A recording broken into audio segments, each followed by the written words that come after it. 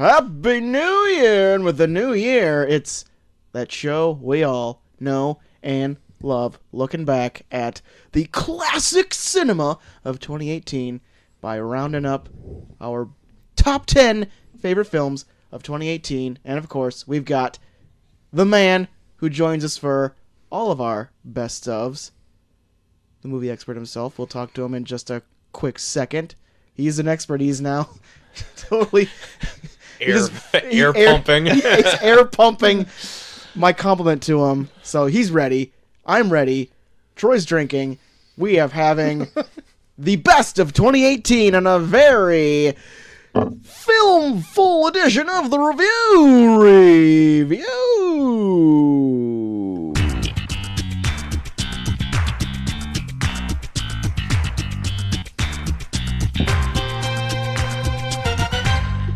And Thanos snap, I'm dead. Were you the one not to be able to get Avengers Infinity War on Netflix? I think I wasn't. Because I think I checked. I think I checked the day, because I read that they did that where only half the people could get it on Christmas Day. What a cruel joke. I didn't hear that. What? A ton of people were pissed that Netflix only streamed to some people for Avengers Infinity War. They're still doing that half joke. Yeah. At least I think that's what it was, unless they were just bombarded with a massive glitch and they ran with it. Yeah. I think it was just on Christmas Day because it popped up the next day. But I remember looking wasn't Infinity War supposed to be on here today? I don't know. Well, welcome to the review show. We're two small town dudes, and today a small town guest. Give our big, dumb, theatrical opinions. Yeah. We're doing our hot best of 2018 list. We usually say it's the best show of the year, even though it's always the first show of the year. Can't get any better than this. We are going downhill. We are being joined today by GHD himself, Ghost Hunter Dave. Hey, guys. Hello, Dave. I'm still... Hi, Troy. I'm still nursing up a throat wound. I heard... What you happened? sound hoarse. This is the best I've sounded since we've recorded our last episode of Imperious Rex. I was coming down with a cold, and my voice was just wrecked. I couldn't talk for 2 days after that. We did record for a long time that day. Yeah. I mean, I'd say it was about the normal amount, but I guess we started much earlier, so... You weren't as well rested. No, I was not.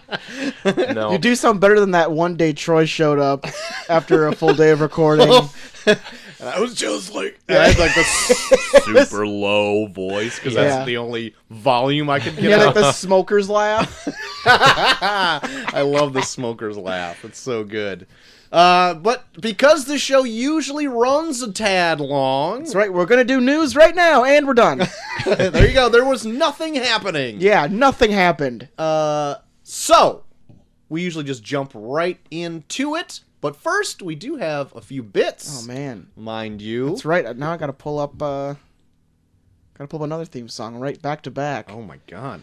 Because we got a few deaths with some Neil's bits.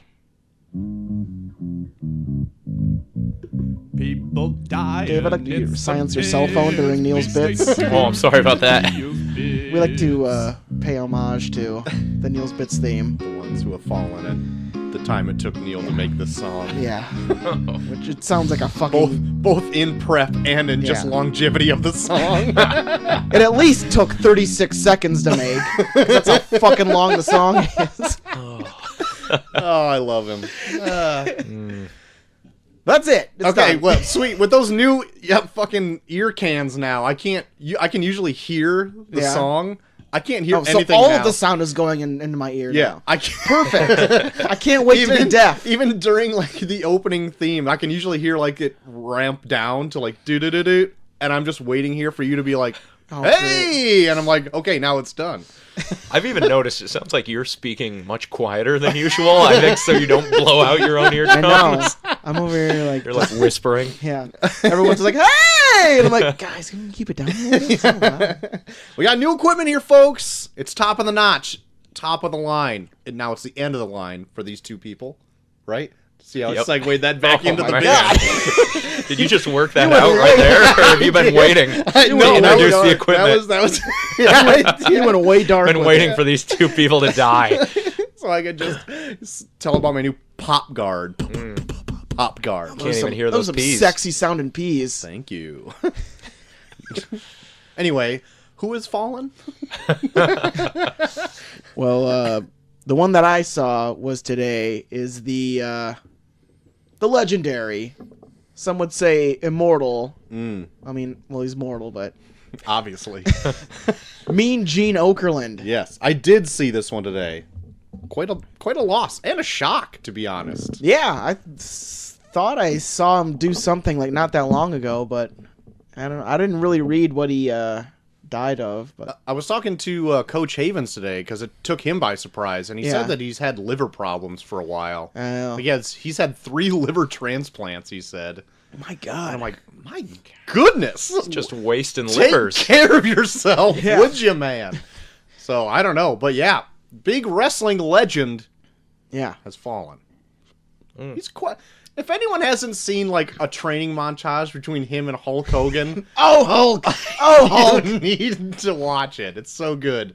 Watching him try to piggyback Hulk Hogan up a flight of stairs, saying, "Oh, Hulk! Oh, Hulk!"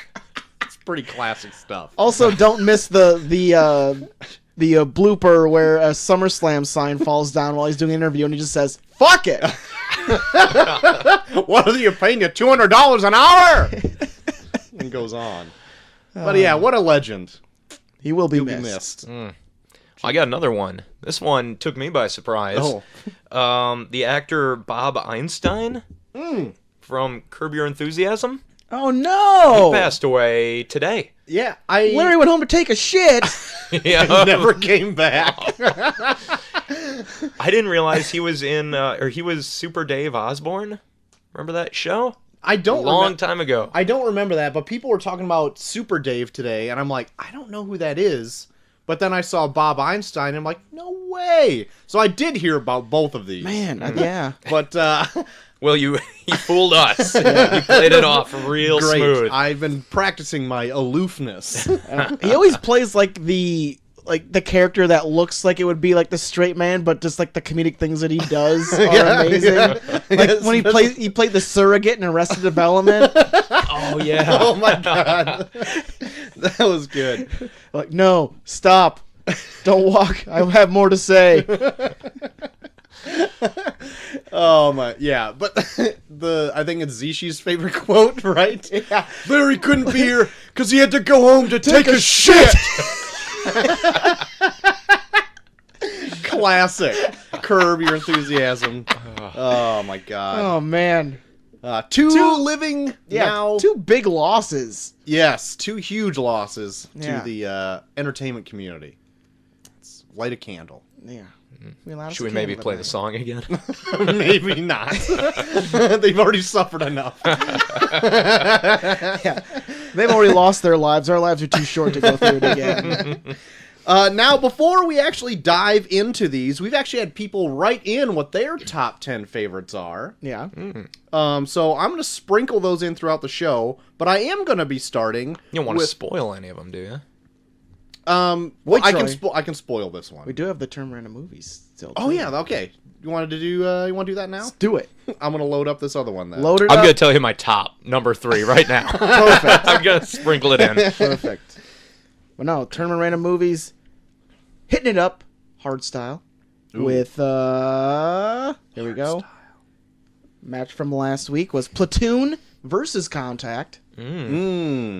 Platoon is one of Ghost Hunter Dave's father's favorite movies. Whoa, he wow. lived Platoon. Yeah, that's And then very true. He enjoys reliving it through the lens of Oliver Stone. Senor Hunter Little Dave. known fact: GHD's dad actually shot Willem Dafoe. Yeah, he'd be more of the Tom Bergner. Bergner. No he was clue. in Major League. He was the catcher You're not gonna. Tom narrow He was it Berenger? a down for sniper me. in a Nope. movie called Sniper. Might have been 3 of them. Bradley Cooper. Yeah, that's him. Exactly.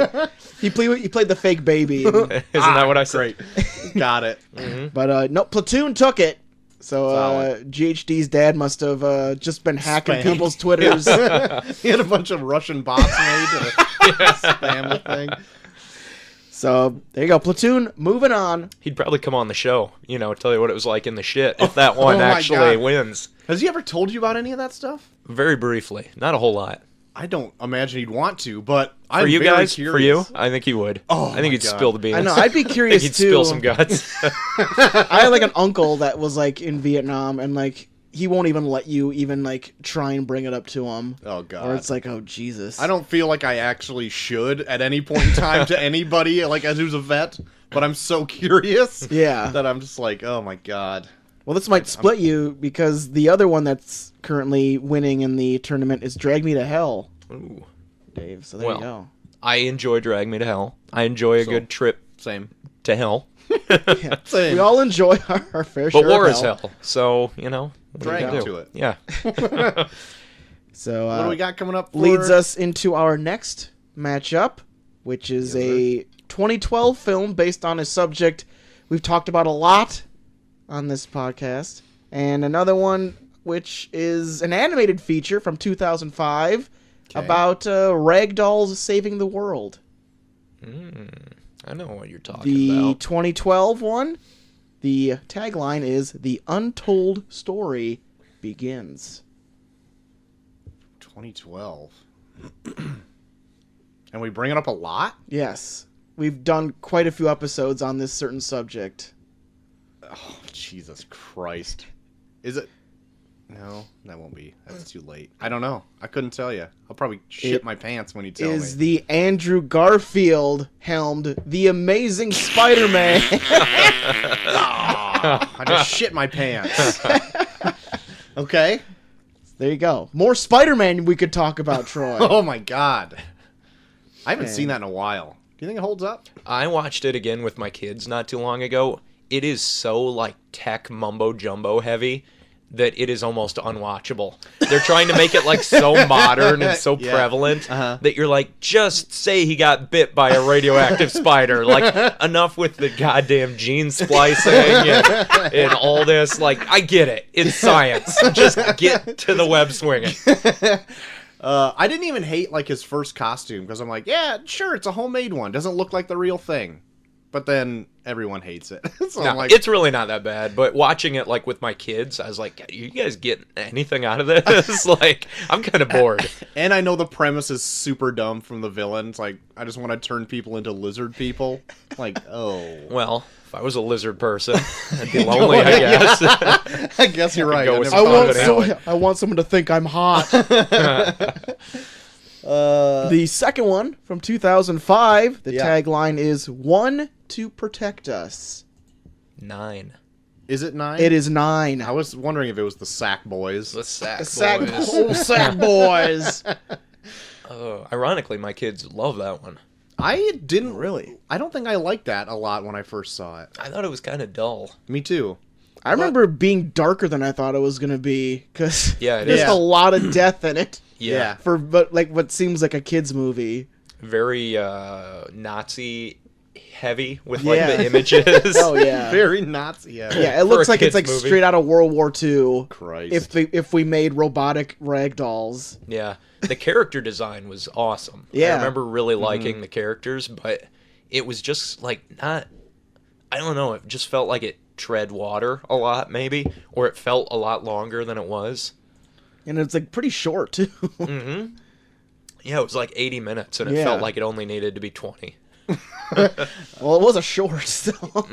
That's the problem with technically most it has to be shorts. called a short, right? Because it's not like 83 minutes long or No, something like that. it's based off of a short. Oh, I think it got was it. like Yeah, it's a feature-length film, but like most films that are adapted from shorts, like they just feel way too long. Yeah, Like 'cause they why only was had the this one idea. Yeah. Yeah. Why does this need to be an hour and a half? Yeah. You already made it the right length. It's done. You Yeah. don't need to make it again. Quit it. Yep. Stop it. let's just remake the same film we made, but just explain every single word that we're saying. So there you go. Amazing Spider-Man versus 9. Okay. Sounds like a real good one from what we've talked about. Just ripping on them already. Yeah. So these both suck. Want to talk about Drag Me to Hell? Amazing Spider-Man versus 9. Get your votes in. $1 million holla over here. $1 million holla. Get all up in it. So what I was saying before is that we had some people write in for their top favorite movies. Some of them didn't give us 10. Okay. In fact, Eric, oh jeez, who I just found out is El Generico on Twitter. I know, I figured that out too. I felt like a dunce when I couldn't figure it out before, and then all of a sudden it clicked. It's even a pun in his name. Yeah. Generico. Yeah. And I'm like, I feel like an idiot that I didn't know this whole time. I know. Anyway, Eric, good job. You tricked us both. But anyway, he gave us his top 3. Okay. And so he said, well, I only saw 3 movies this year. I shall rank them in order for you. So I'll save his top 1. But his bottom 2, The Grinch and Halloween. In that order. And then It's a holiday-themed viewer. Then I will save his top 1 for later. Gotcha. And then I'll sprinkle more in throughout the show. Ooh, fancy. Yeah, so is this the point of the show where we forget how it works and then we go on to explain rock, that paper, for 20 scissors? minutes? So who wants to go first? Dave, you want to go first? Yeah, I'll go first. Do it, Dave. I'll do it. The guest. And you know what? My are we going 10 down? No, let's start with number 1 and then get Why don't we progressively get it worse. Let's get worse. Yeah. By the end, we're like, yeah, it was all right. Okay, so my number 10, and I guess this counts, but it's probably the most recent one I've seen too, the Netflix original Black Mirror film Bandersnatch. Oh, I was Nice. actually going to ask you guys if you saw this sometime during the show. I So also saw now, it. Seems like a good time. I've not yet seen it yet. Ask me what I thought. What'd you think? It was all right. Made number 10, right? Yep. If I can talk on it a bit, You it may. was a really interesting concept.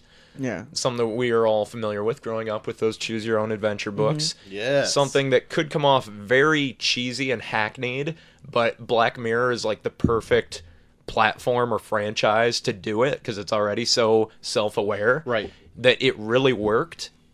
And the whole time we were watching it, we were like, okay, yeah, this is really seamless, like the way they let you choose. It presents it in a nice, original way where it doesn't just like stop the movie. Yeah. It integrates it in. Yeah. And by the end of it, it felt like a pretty good episode of Black Mirror. Not great, not one of the best, but the fact that you can keep going through and it does... Spoilers, it is essentially like an endless loop of choices that reflect the plot of the show / game. Yeah. Okay. That is kind of the Black Mirror twist. Okay. You know, because Yeah. the Black Mirror always has that one final dig. Right. And this one, I felt like it didn't have it until it clicked. Oh, okay. The viewer is getting that last dig because you are Okay. just stuck Yeah. going Got 'em. through Yep. every possible scenario. Like, Okay. I think there's maybe 2+ hours of content. Yeah. And I felt like we watched a lot of that, but by the end of it, I was like, okay, I'm impressed, but like, I gotta turn this off and go to bed. Like, I don't know how much more is waiting for me, but good on them. Good little like maze that they just trap you in. Cool. Yeah. I know, and I think they even kind of make it where it's like the characters start to realize that that you are going through, because there's been times where like I did it like a couple times, and then when they do some of the flashbacks, like one of the characters is like, "Oh yeah, I remember this scene," or something like that. "Oh, I remember this," where it's like, "Oh shit!" So now it's becoming self-aware. Yeah, if you pick like the wrong ending, they throw you back, and then Yeah. it kind of recaps, getting you back there. But Yeah. every time it recaps, it's not just rewinding and playing what you saw already. Yeah. They have like unique little comments Yeah. about it, so Oh, you're never rewatching Yeah. something. Like, there's one it's character- all original content. Yeah, there's one character in particular that seems like more self-aware than everybody else, and he's always kind of like, "I kind of remember doing this already," and he'll like do shit like that. Yeah, Nice. if you pick one ending where you let this guy survive, he's like, well, I imagine that was pretty anticlimactic for you, but thanks. And walks off. Oh, I really Yeah. want to do this now. It's pretty Yeah. cool. No, yeah, it's awesome. I went through and I read like all of the endings, and there's one in particular that I thought was the best, but I didn't land on that one. There's a Netflix ending. There's 2 Netflix endings. Oh, okay. We only caught one of them. We're just talking with his psychiatrist about that he's being watched by people on Netflix. Yeah. And she's like, but why would they watch you? Wouldn't they want something entertaining? And then it like breaks into this huge brawl right there. There's another one where it's like it involves like him going insane and like murdering somebody, and then they go to where they interview the person that's making the Netflix special. Yeah, we did. And see then that one. and then while they're like show her making it, then an option pops up where you can smash your computer. Yeah, she's kind of getting like the curse. Yeah, or like the she's getting the curse of like what he had when he was making the video game. Yeah, it's good. It's Yeah, good it's in that cool. Black Mirror way. Yeah. where Bandersnatch. yeah, the movie itself is fine, but the interactivity of it is what puts it on the list. I think it's made in a way where it's like a really cool experiment where they can really now they have like a whole bunch of potential with it from going forward. Do you think it's gonna like catch on? I bet it other will, but for the copycats? wrong reasons. Yeah, Yeah. that's Because always how it works. I wouldn't want it in anything other than like a self-aware Black Mirror type of setting. Right on. Because it really plays with the idea, like his whole thing is that he's going insane because he feels like he's not making any of his own decisions. Cool. Yeah, he's creating a video game like in the 80s, which is essentially like a choose-your-own-adventure game. Right. And it's driving him crazy because of all the scenarios. Uh-huh. So as you're going through this, you just get all these different scenarios, and it's making you, like, frantic. You're like, oh, shit, Jesus. should I pick this? Could I have changed something way back when I was choosing which cereal to eat? All this. Like, there's just endless choices. Damn. Yeah, it's good. I can't imagine how much time this took. I heard know. the new season of Black Mirror is delayed because of how long this took to do. Jesus. Well, I can't imagine it would It took be like 2 years. Yeah. I think they've been working. Because this on was this. just supposed to be like a Christ. part of like an episode of like the next season, but then Yeah. they were like, "Shit, it's taking forever. Let's just put we it have out like now." 5 hours of footage. Yeah. We need to do something Yeah, with it. yeah. Damn. Yep. So that's probably more than we need on that. But it was a very unique viewing experience. Solid. For For the year. sure. JT, you want to go next? Sure, I'll go. My number 10 is the Jason Reitman film from this year, Tully. Whoa.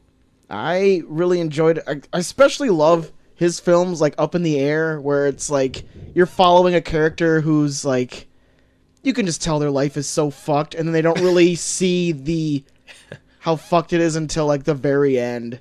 Young adult. Yeah, young stands adult out. is like that. Yeah, like and this one's kind of the same. Even though Charlize Theron in this is almost pretty well aware that this is not a sustainable. This isn't sustainable, and like something needs to change. But no, it's really good. Like it really opened, like, 'cause for me, not being a parent, like I almost kind of want you guys to see it to like kind of get your takes on it. But from an outsider looking in, it looks like parenthood is hard as fuck. Some days.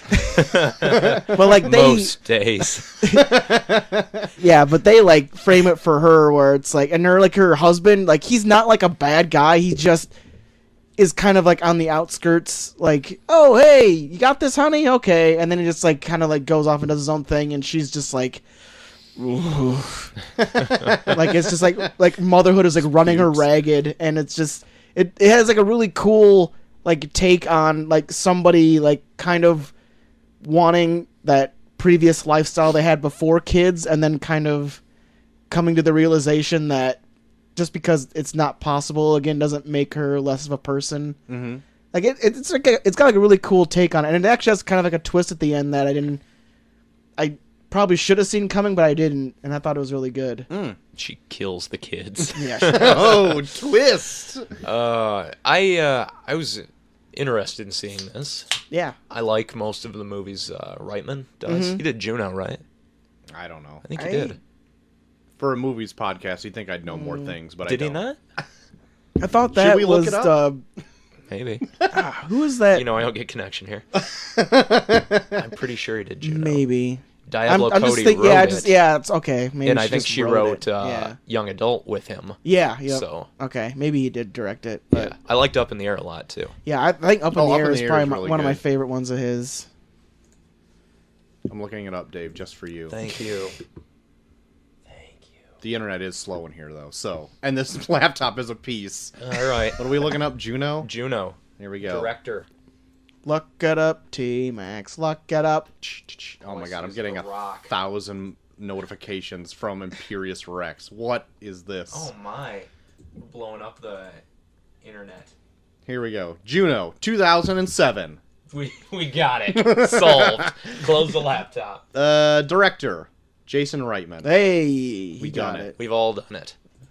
Congratulations, IMDb. You're there for something. Not just to showcase The Rock's winning smile. Yeah, that's right. Coming in from down under, Jude Smith wrote in with his top 10. Hi-yo. Hey fellas, heard you mention a top 10 and couldn't resist adding my 10 cents. Wow. What a clever little Dickens. You did it. His number 10 is Isle of Dogs. Wes Anderson brings us a film every few years, and when he does, I always find something to love. So there you go. That's his number 10. Nice. Dinosaur Neil also wrote in. Yeah. His number 10, Halloween. The Halloween remake. There you go. There you go. Well, from that silence in the room, we can see No, that. I liked Halloween. I did see Halloween didn't make my list of top 10, but maybe he only saw so many movies this year. Yeah. Huh? Maybe he's got different tastes. Maybe Dinosaur Neil is on meth. All of these things could be true. Never know. Cops don't search his house. Just kidding. Did you see Isle of Dogs? I never did. I saw Isle I'm of not a Dogs. huge Wes Anderson guy. I like the animation, but I feel like all of Wes Anderson's movies, like, they fizzle out at the end. And this one definitely fizzles out, where it's just like, I thought it fizzled out at the beginning and never ignited. And I love Wes Anderson, but it is easily my least favorite Wes Really? Anderson movie. I like the animation quite a Yeah, bit. the animation was perfect. It Yeah. was just so, like, dull. Yeah, to me. they don't really do anything. No, I like the cast, all of it, the idea, but man, I was just bored Yeah. through it. Man, I would probably die if I... No, you would hate it. You would absolutely hate it. Coming in at my number 10, I have a horror flick that I actually caught this year. Horror? Ooh. Hereditary made my Wow. number 10. Ooh. Yeah, yeah. I was actually surprised. I actually bumped it up to number 10 from what I had in there. And I'll give my honorable mention later on. Gotcha. Because I don't want to narrow anything down. I want to Alright. try to throw you guys off a little bit here. But yeah, Hereditary. It actually... We did a review on it a couple months back, I think. Probably Yeah, I don't even remember in when we... October, I think, I'm yeah, we did it assuming. in October because we were doing a bunch of spook films. Spooky films, but Spookiest month of the year. Troy. what? Don't I know it, Dave? The one knock I had against it is that at one point it just takes a jump in logic, and you kind of have to like follow it. But if you go back, Like you in the can third probably act? yeah. That's my favorite part of Hereditary. Yeah, I could see that knowing you, but like JT, you were saying too that like they do plant little things that when you see it again, you'll see that coming more, and Yeah. it's not just a blatant like totally tone shifting Yeah. experience. So, but I mean, it still made one of my top 10 movies of the year, so it did something right. I actually really enjoyed the first chunk of it, where it's just like family strife. trauma. Yeah. Oh my god. I mean, it's so depressing, but I was like, done very well. Yeah. Tom King, right? That. Like, they just struck me as like a family where it's like, you guys need to go get away from each other. Yeah. Like, yeah. just They were already like hanging on by a thread. then you throw in a demon and then shit just goes downhill. Yeah, but number 10, Hereditary.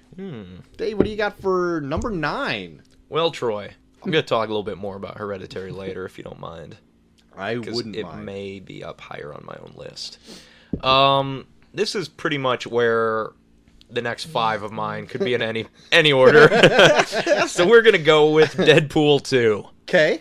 which surprised me how much I enjoyed it. Yeah. The first Deadpool surprised me how much I enjoyed it because I'm not a huge Deadpool fan. Right. A comic book fan, but not real big on Deadpool. Right. But it was fun and really well made, and I felt like the sequel was even more so, I would say. Oh. I think it was funnier. I liked all the characters that they added in. even the ones that were immediately killed off, which I thought was like the funniest bit in the entire movie. Yep. And I don't know, I really enjoyed it for just a good, dumb, fun, different type of superhero comedy. Yeah. I don't know. I guess I'm kind of getting burned out with all the Marvel movies that are so similar that this one just, I don't know, it struck me as different enough and well made to be above the rest. Yeah. Deadpool is like, I have the same feelings towards Deadpool. Like, I don't really care. I don't read him in the comics or anything like that. Mm-hmm. But I feel like the creative team with the movies makes it something definitely unique. And it's not stale yet. No, I was gonna say, like, I really like this, but I do not know how much longer they can they can keep this up. I'm actually surprised they still went through with that PG-13 cut that they came out like right now. Oh yeah, Yeah. Like, does that doing well? I have no I idea. don't think so. I think it's already out because I think I saw something where you can get it on demand already. Oh, really? Yeah. Well, it's already a movie. Yeah. It didn't cost them anything to do it. So if you're a big fan of Fred Savage, go ahead. oh boy, am Who's I not? I've already pre-ordered all of your copies. Oh man! But no, yeah, I think Deadpool is like the airplane of like comic book films, where it's just like it just takes all of those tropes and it's just like, huh? Isn't this crazy? I do like how he does throw like a lampshade on all of it and just says like, "Isn't this stupid?" Mm-hmm. But then I can only take the shtick for so long, and I'm glad they're only like 95 minutes long or something. Oh yeah, Yeah, that. it always takes me probably like 10 to 15 minutes to warm up to the movie. Like when it starts, I'm always kind of like cringing, and then eventually it wins me over, and I have a really good time with it. Same here. And I'm not like a huge comedy guy. Like I'm not a big comedy film goer. Right. So this is probably like the funniest movie I've seen this year. But it also I'm not gonna argue. Yeah, it also had like good action and superhero shit that I like. And like it was well cast, you know. Ryan Reynolds is perfect in that role. Yep. It just hits all the marks that it needed to, and I would say went above many of my expectations. And how? Yep. Not the greatest movie ever, but it was fun. Mm-hmm. There we go. There you go. Right on. Well, my number 9 is something we're probably going to be talking about on Monday, Troy. Oh boy. The Ballad of Buster Scruggs, sticking on that Netflix train. I very much enjoyed this, just because usually when it comes to anthology movies, there's like maybe one or two where I'm just like, could have gone without those. Yeah. And with this one, I feel like they all stick to a common theme and tackle different aspects of that theme, where I'm like, I mean, it fits together as an anthology movie. Like, they all seem, even though they're all completely separate and never really intertwine in any way, like, the theme and the message of all of them kind of intertwine in their own ways, and I really liked that about it. Plus, I feel like the Coen brothers are way better when they have a centralized, focused thing for like 30 minutes where they don't go off the rails. Sure. Like when they go off the rails, sometimes it's really good, but to see them like localize their focus on like a particular thing for 30 minutes, it felt like fleshed out in like an actual Coen brothers movie, but without like some dead spots here and there, and I really liked that. Especially with comedies. Yeah. I think they can do a good drama, you know, like they can give the running time to like a No Country for Old Men. And they give you every aspect of like comedies and dramas, sometimes like dark fucking dramas. Oh, really? I thought it was all comedy. No, there's a real dark one in here. Oh, okay. Yeah, I need to see this. Yeah, but it's like black comedy. It's I don't know, like you do kind of laugh at it until you realize what's really going on at the very end, and you're like, oh shit. I mean, yeah, you do say that, but it's kind of like, oh no. Yeah.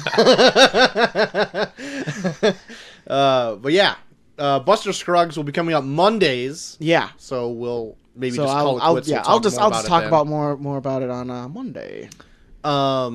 I should pull up this other list. Okay. Here we go. Back to Jude. Jude, with his number 9, is Upgrade. The fight choreography alone is reason enough to love this movie. Actually, Upgrade is the one on the movies that I missed list. So I have that going on the side. I have a few of them that I wanted to get to at the end. But yeah, same here. I did see it, though. I enjoyed Upgrade. Yeah, you liked it quite a bit, too. And then Dinosaur Neil chimes in, number 9, Isle of Dogs. All right, there you go. We already talked about Isle of Dogs there a little bit, so we don't need to retread on that. Like well, how we're Neil, just you're wrong. Passively aggressive, shipping Neil's list apart. Now let's play Neil's bits. My number 9 is Black Panther, actually. I don't know where or if it is on your two guys' lists here, but I think Black Panther did a lot culturally for people who needed this type of hero.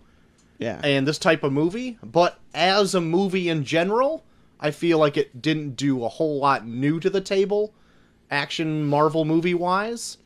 And I thought, actually, the last chunk of it, where it was just like a Black Panther fighting a Black Panther, of like, we've already seen this, like in every Marvel movie, really. And even the CG isn't all that great either. Yeah. They're just like rubbery figures falling down a pit. Yeah. I'm like, I don't know. But there are aspects of it I did really like. Yeah. I like pretty much all the casting in it. Yeah. Michael B. Jordan is an amazing villain. Claw is fun as shit. Yeah.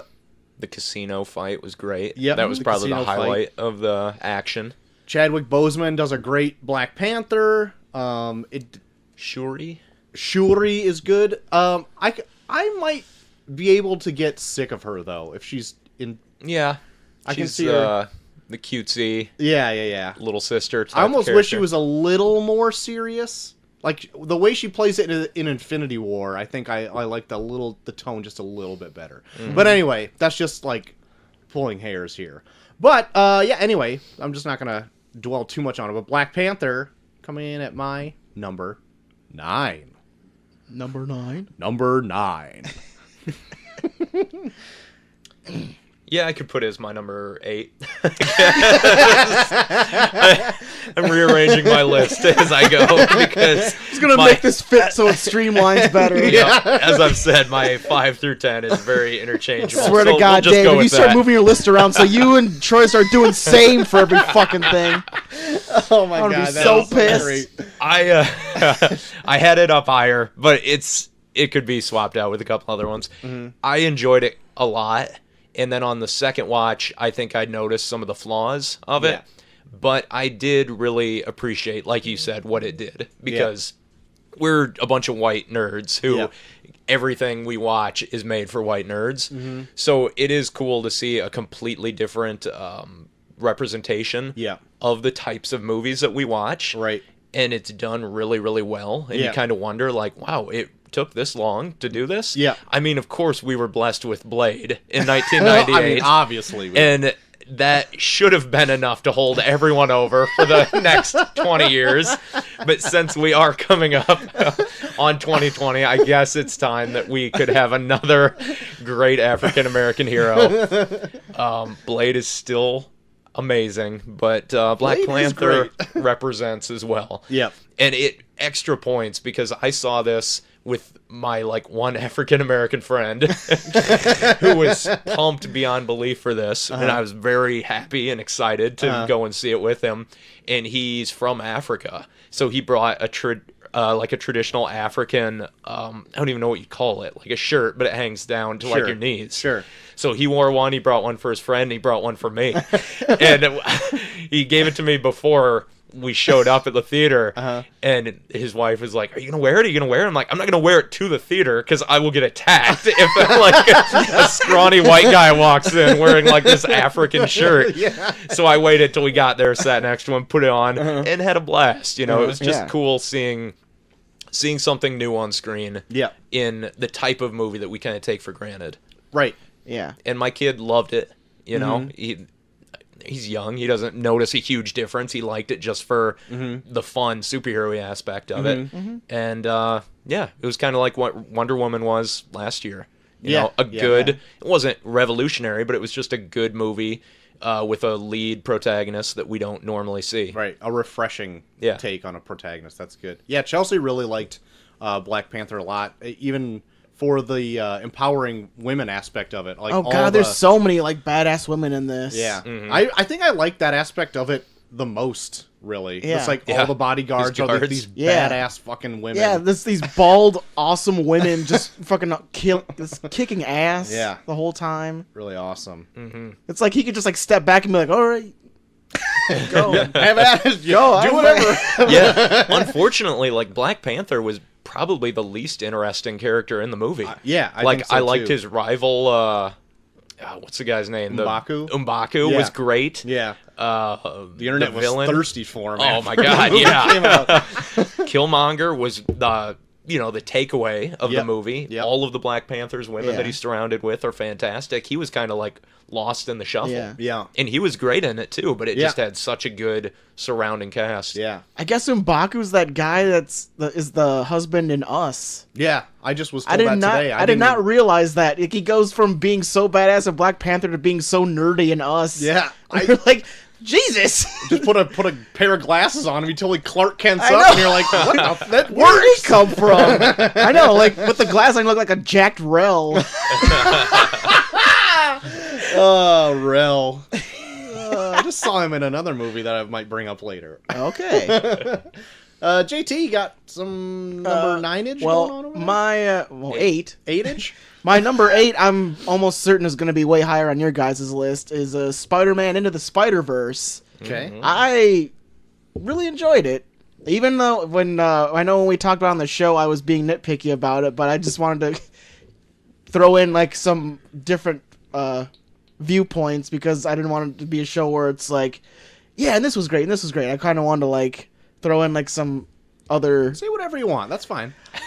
I'm just saying. You're my I'm friend. still. Troy already Beyond told me your that- thoughts. I'm just saying. Beyond that, though, I thought it was like one of the most like revolutionary animated films made in like a while, and I think for this year was kind of a slow year for animation, and I thought this one came out as like a real surprise at the end of the year, so I was really into it. And my small quips aside, I thought the story was still really well made, and could have been a real mess if. Yeah, I agree. Like, it could have been one of those stories where it's like, I don't get what the fuck this is about. But it took its time and still did enough where it's like you can still kind of follow it as it goes along. So I thought it was a really well-made film. Mm-hmm. And how? And I'm Oh, sure yeah. we'll just talk about it later. We will. We got number 8 from Dinosaur Neil, A Quiet Place. The horror film from Jim from The Office. Trying to be quiet so he doesn't get eaten by monsters. Spoilers. But yeah, Quiet Place for Neil. I also have that on my list. Luckily, Jim's very good at facial expressions. Yeah, He he's is. very good at mean mugging. Yep. Surprised he didn't look at the camera and be like, Let's see. We got Jude Smith with his number 8. Mandy. Aren't we on 7? wow. Your will be 7. I'm still finishing up here. Okay. Calm down, It's a Dave. twist. Mandy is his number 8.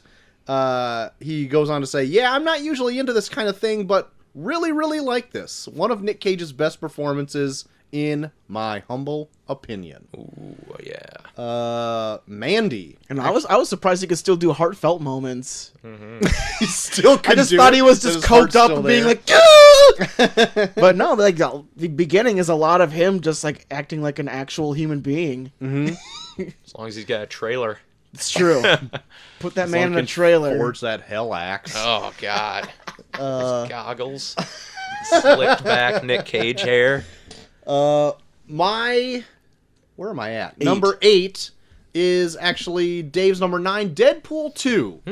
All right. I put it just above Black Panther. I had flip-flopped these a few times.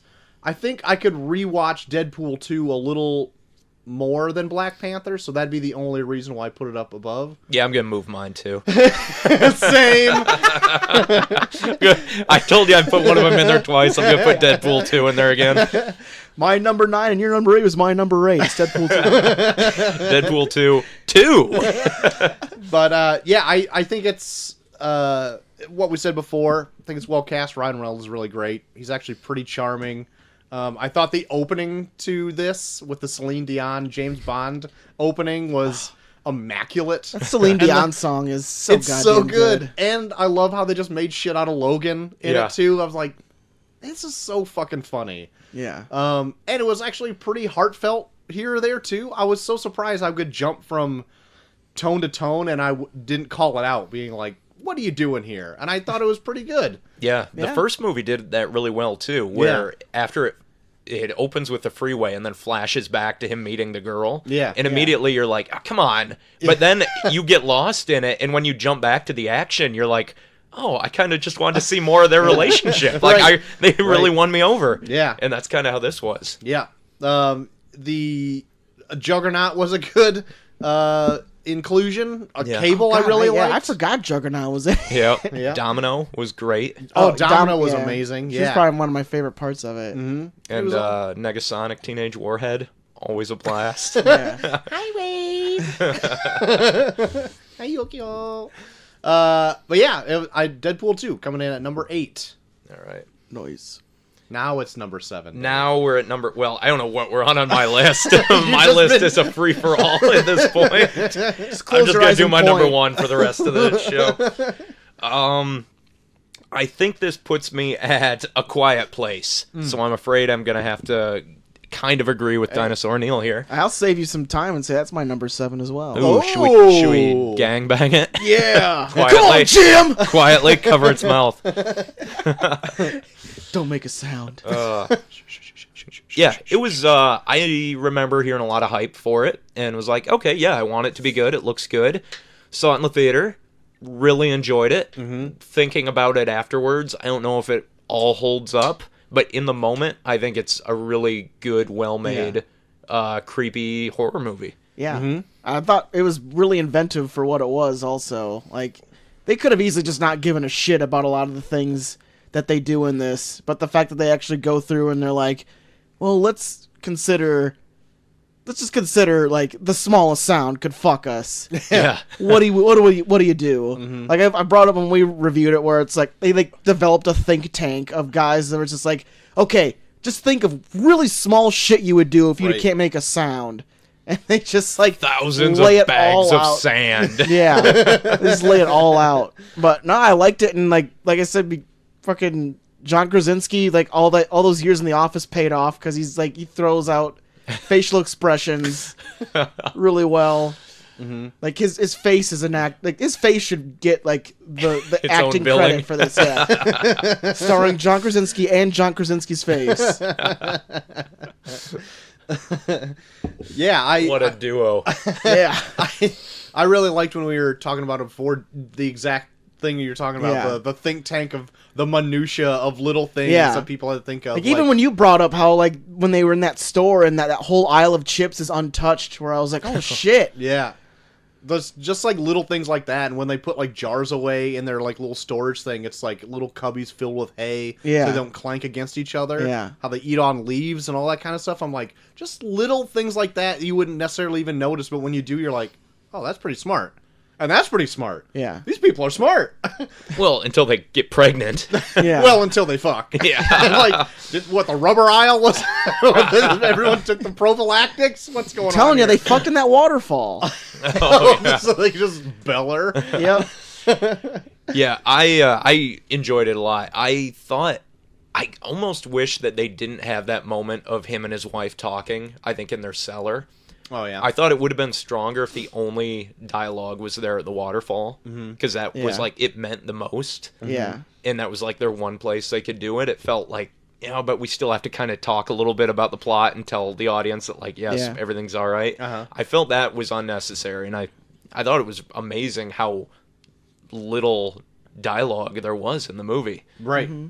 Yeah, I think they should have stuck to their guns and just had that right. that one scene of it. That was cool. I think there was only originally going to be one spoken line of dialogue in this. I think when we were looking up facts about it, I think that was it. But then they threw in more. Yeah, and was there a rumor that this was going to be a Cloverfield sequel? Yeah. Yeah. I can totally see it. Like, Yeah. It I don't was- think it would have. Well, it would have hurt it because then it would have just been another Cloverfield movie. Right. Yeah. But I don't think it would have like taken away from the movie itself. I think it Yeah. would have immediately been like the best Cloverfield movie. Yeah. Probably. And those things do kind of look like the things that fell off the. Yeah, they the, could. Yeah, they totally could have been like the Yeah. mites or whatever Yeah, were yep. hanging off the big monster. Yeah. I think early on in its production, I think they said they were gonna, because I think it's with Paramount or something like that, who still owns it, and they were trying to like pitch a sequel or something like that, and they're like, we just throw it on there. But all the people writing the script and the producers were like, let's try to make it its own thing, so we're not just piggybacking off of a franchise. Yeah. And I think it paid off because it's its own thing. Oh, People yeah. aren't just lumping it in with like Cloverfield Yeah. Paradox or whatever. At it this is. point, it might be even bigger than Cloverfield right now. Yeah, Oh, definitely. probably. Yeah. Yeah, this was a movie that like everyone saw, even people that hate horror films, like they Yeah. all went and saw it. Right. And of all the movies to see if you don't like horror films, I would think this would be like the most like tense, It horrific yeah, it movie was. because this whole thing is like waiting for a jump scare. Yeah. You know? Yeah, it's just blue balling Yes. you. You're edging the whole time. Oh, definitely. Like this is way more suspenseful than 95% of what's classified as a horror movie. Right. We got anything else on No? that? I've got it. Other than Bird Box is the new Quiet Place, I think that's about it. That's true. This was much better though. I have for Jude Smith, number 7, Incredibles 2. Yep, still great. That's his quote on that. Hey, all right. Very good. Good job, Jude. Neil at number 7, he's got Deadpool 2. So right around. I think I'm gonna move mine again. Actually, my number 7. Yes, my number 7 is Bird Box. What you just said. Just watched it yesterday. Yeah. I was actually pretty surprised at the quality of this movie Yeah. because I've been going on talking shit about it, Netflix movies like for the last year or whatever. Yeah. And you're like, just give them a chance, man. So I sat down and watched Bird Box yesterday. That movie is super tense, Yeah. especially if you have kids. Fucking A. And I really like Sandra Bullock in this is kind of like a standoffish kind of bitch Yeah. in this. Has anyone else watched this? Oh, Yeah. I saw. Yeah, I I watched saw it. I saw it. and This so week. like there's one moment in it where like there's like you think she's gonna like rat out a kid or something like that, or like, and I was like, no, don't don't do it. Yeah. And I wasn't too keen, I think, on the ending of it, but I enjoyed everything before that and what came to be. Are you talking about the twist where they end up? Yeah. Yeah. I didn't see that. No pun intended. I didn't see it coming, I thought but it about felt it. like, oh yeah, that makes sense. Like Yeah. I can't think of a better twist ending than that. Right. Yeah. Because it's kind of new, I'm not going to spoil what the ending is, but I thought about that premise like 30 minutes before it happened. Yeah. Mm-hmm. Like, not that they would end up at that kind of a place, but like, I'm like, what would these people be like in this world, though? And then you kind of get to see. Yeah. It also felt like a weird place for that place to be. Yeah. Oh, very much so. Why are you here? A monastery, maybe, but this, don't we want to reintegrate them into society? yeah. I like that. It would have been like they go down this whole 2-day river journey, and then just on the opposite side of this place was like a highway. Just a straight shot there, and be like, God damn it. And you wonder, I was going to say, why wouldn't they just tell her what the place was over the radio? But I guess maybe they were worried about, the The Yeah. other people out there. ne'er-do-wells learning Yeah. that and taking advantage. It's- But it seemed like one of those things that could have summed it up. Yeah, easy. very much so. Just Yeah. with a sentence. Yeah. It's like, God, Yeah. fuck. But I thought it was.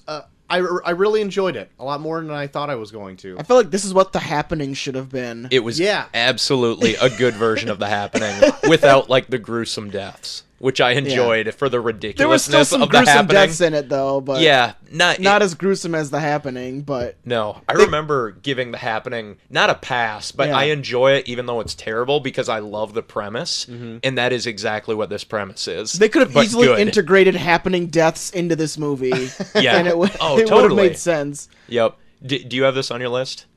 No, it's not on my list, but... Because I wouldn't mind talking a little bit about this. Yeah, go for it. Yeah.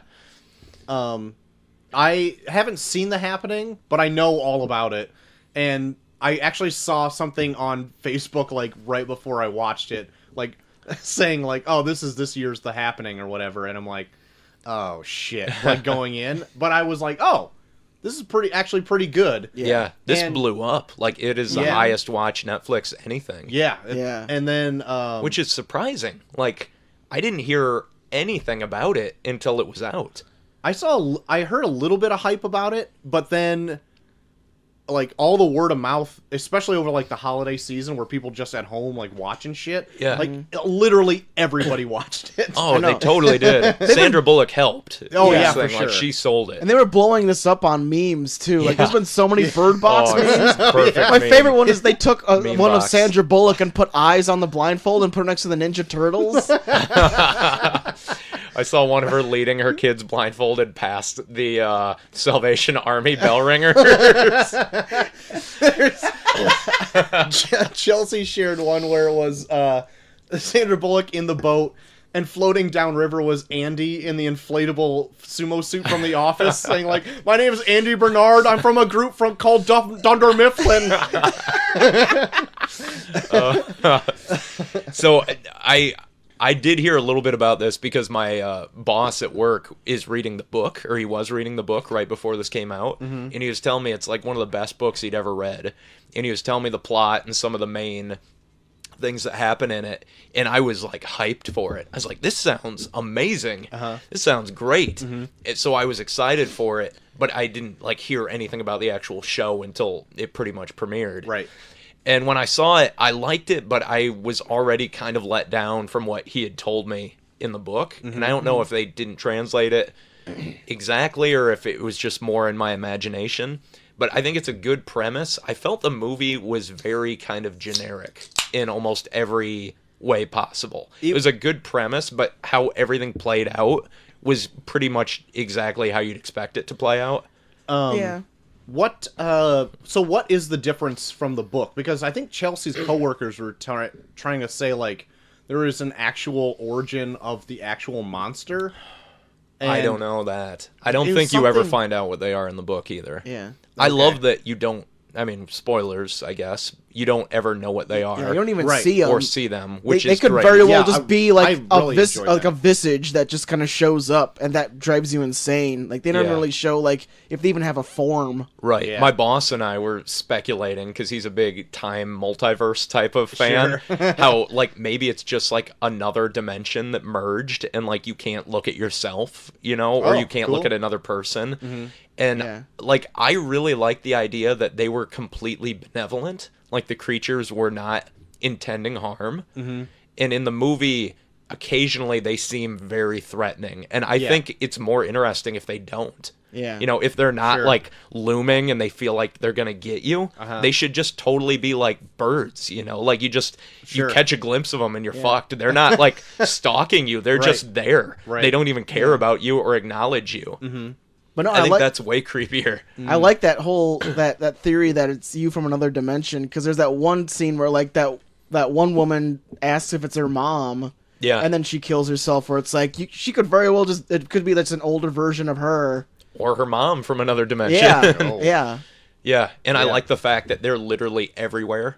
Right. Like, he was telling me where the guy sets up a camera to see if they can see him through cameras, and almost immediately it happens. It's not like, oh, he had to wait hours for one of them to pass by. It's like, no, they're there, and they're constantly there. Like, that is so creepy. The most far-fetched thing in there, though, is, like, they actually made it in a destination in a car. Yes. I'm like, bullshit! They would be hitting every parked Yeah. car on the road. No Driving into people's yards. That GPS does nothing. Yes.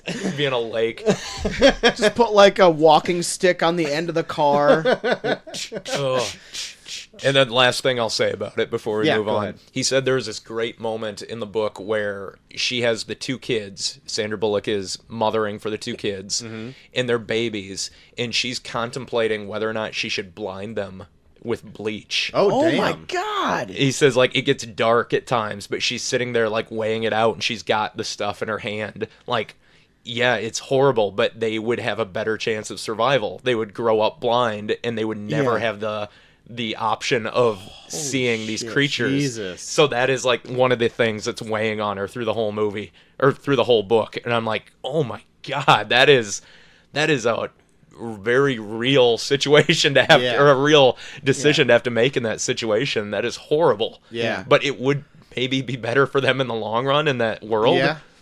Oh, Yeah, I don't know. I feel like the really book probably like- has more stuff Yeah. like that in it. Okay. The Chelsea was saying, like, maybe I took this out of context or heard half the sentence, but they were saying like the monsters came from like a tech-based thing, and it's like technologies. It's like some weird Black Mirror thing, and I'm like, that sucks. And like just by gauging by what you said, I don't think that's true. Somebody, No, I I must don't have think caught that's half it. of what, Yeah. what Yeah. it was. But yeah, I anyway, Bird Box. Really Yeah. enjoyed it. I might read the book this year, because it sounded good. Yeah. And Trent Reznor did the score, so that Oh, did he? yeah. Nice. Oh, I didn't know that. It's not as ear-catching as most of his stuff, because I Yeah. kept listening for it, knowing he did it, and then completely forgetting, like, oh shit, he did the score, and I'm not listening. Like, it doesn't, like, rule the movie like Right. Social Network or something. right. It's Yeah. way more subtle. Yeah. Dave, what do you got for number 6? Looks like right Deadpool. Did you say twice or 3 times you had a movie in there? My next one is Halloween. Oh, sweet. Okay. Yeah. Nice. And again, these are all interchangeable. Right, that's but fine. You don't have to I keep re-emphasizing that. I get it. I felt weird having Deadpool, but then you guys have had it in there too, so I don't feel so bad. But I really enjoyed Halloween. I don't know. Halloween's one of my favorite slasher series. Yeah. And they haven't made a good one in a good long time. That's true. And this one felt very good. I mean, I don't know. Right. I don't know how much more to talk on it, and it's been a little while since I've seen it, but I just remember really enjoying, like, all the scares, all the setups were Yeah. really well done. Yeah. I liked how they let you kind of be a voyeur with Michael as he wandered around from house to house. That long That take was interesting. Really good. Yeah, and I guess they kind of did that in some of the original ones, but this one it felt way more like they weren't so interested in building tension and making you like, when's he gonna pop out? It was like, no, you're gonna see it from his eyes, Right. and you're just gonna feel bad for all these victims Yeah. that Just don't cutting expect a it coming. swath through a city block. Yeah, Yeah. Like Yep. they almost build up tension with just scenes where he'll just stare at somebody where it's like, oh, don't kill them, don't kill them, don't kill them. Right. They got a party to go to or something. yeah, like all the characters were pretty likable. Mm-hmm. A lot of them felt real, I guess, for horror movie characters, not Sure. terribly cliche. That the little kid that was being babysat was hilarious, but Yeah. not in like a dumb like horror movie comedy way. Right. It just like all of it kind of worked for me. Yep. The Mask was great. Michael Myers was great. Yep. It was all good. Like it avoided every mistake that the last 7 or 8 sequels have done. Oof. And it also kind of like took a lot of the elements from those sequels and just put them all in this, but made it work. Because Yeah. I remember seeing the trailer and being like, it looks good, but it's a lot of stuff that we've seen in the last handful of movies. But I guess they're just going with like, well, most people probably didn't, you know? And Or we can, don't care. Yeah, and we can make something with this. Yeah. Yeah. Never would have guessed Danny McBride Yeah. steering the Halloween franchise. The one negative I have with it is like near the end where they do get to Laurie Strode's house, or it's just like set up as like a extreme Home Alone trap. Yeah, yeah. And why do you have mannequins in that room? I know. Like, That's where she stores her shooting mannequins. Stupid idiot. Yep. Just put them outside. And why would you go in there if you think he's in there? Like, you just wait. You Right, know, yeah. what's he gonna? He's not gonna stay in there for days. Just stand outside the door.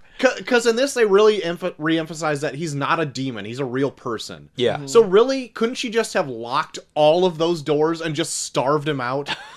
Just like wait until he was just weakened and just go in there and unload a shotgun into him. Yeah. Well, if we're getting on that, like the ending, they leave it kind of open for a sequel. Yeah. This was Yeah. going to be like the definitive ending, and then Right. again they kind of like, but is he? Yeah, yeah. There was a moment where it could have easily been the definitive ending. Is they're like staring at him as he's meeting his Yeah. fate, Yeah. and they all have like shotguns. Yeah. It's like, why not just take it one step closer and just mow him down there? Yeah, just really put a period on that sentence. Yeah, but overall it was good. It kind of took its time getting going.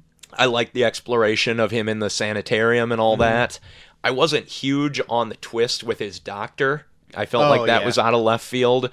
And I don't like that the fact that this movie negates Halloween 2, which is a really good sequel. Yeah, Halloween 2's not bad. I put it right up there with the original. Yeah. The fact that it takes place like immediately after the original. Yeah. I usually just kind of look at them as one big film. Yeah. And I don't like that this doesn't Yeah. allow that to exist They only in really this cut it out continuity. because that's where they reveal that Laurie's his sister. Yeah, yep, That's the only reason they keep it out. right. Which I think makes more sense on why Michael Myers would want to kill her anyway.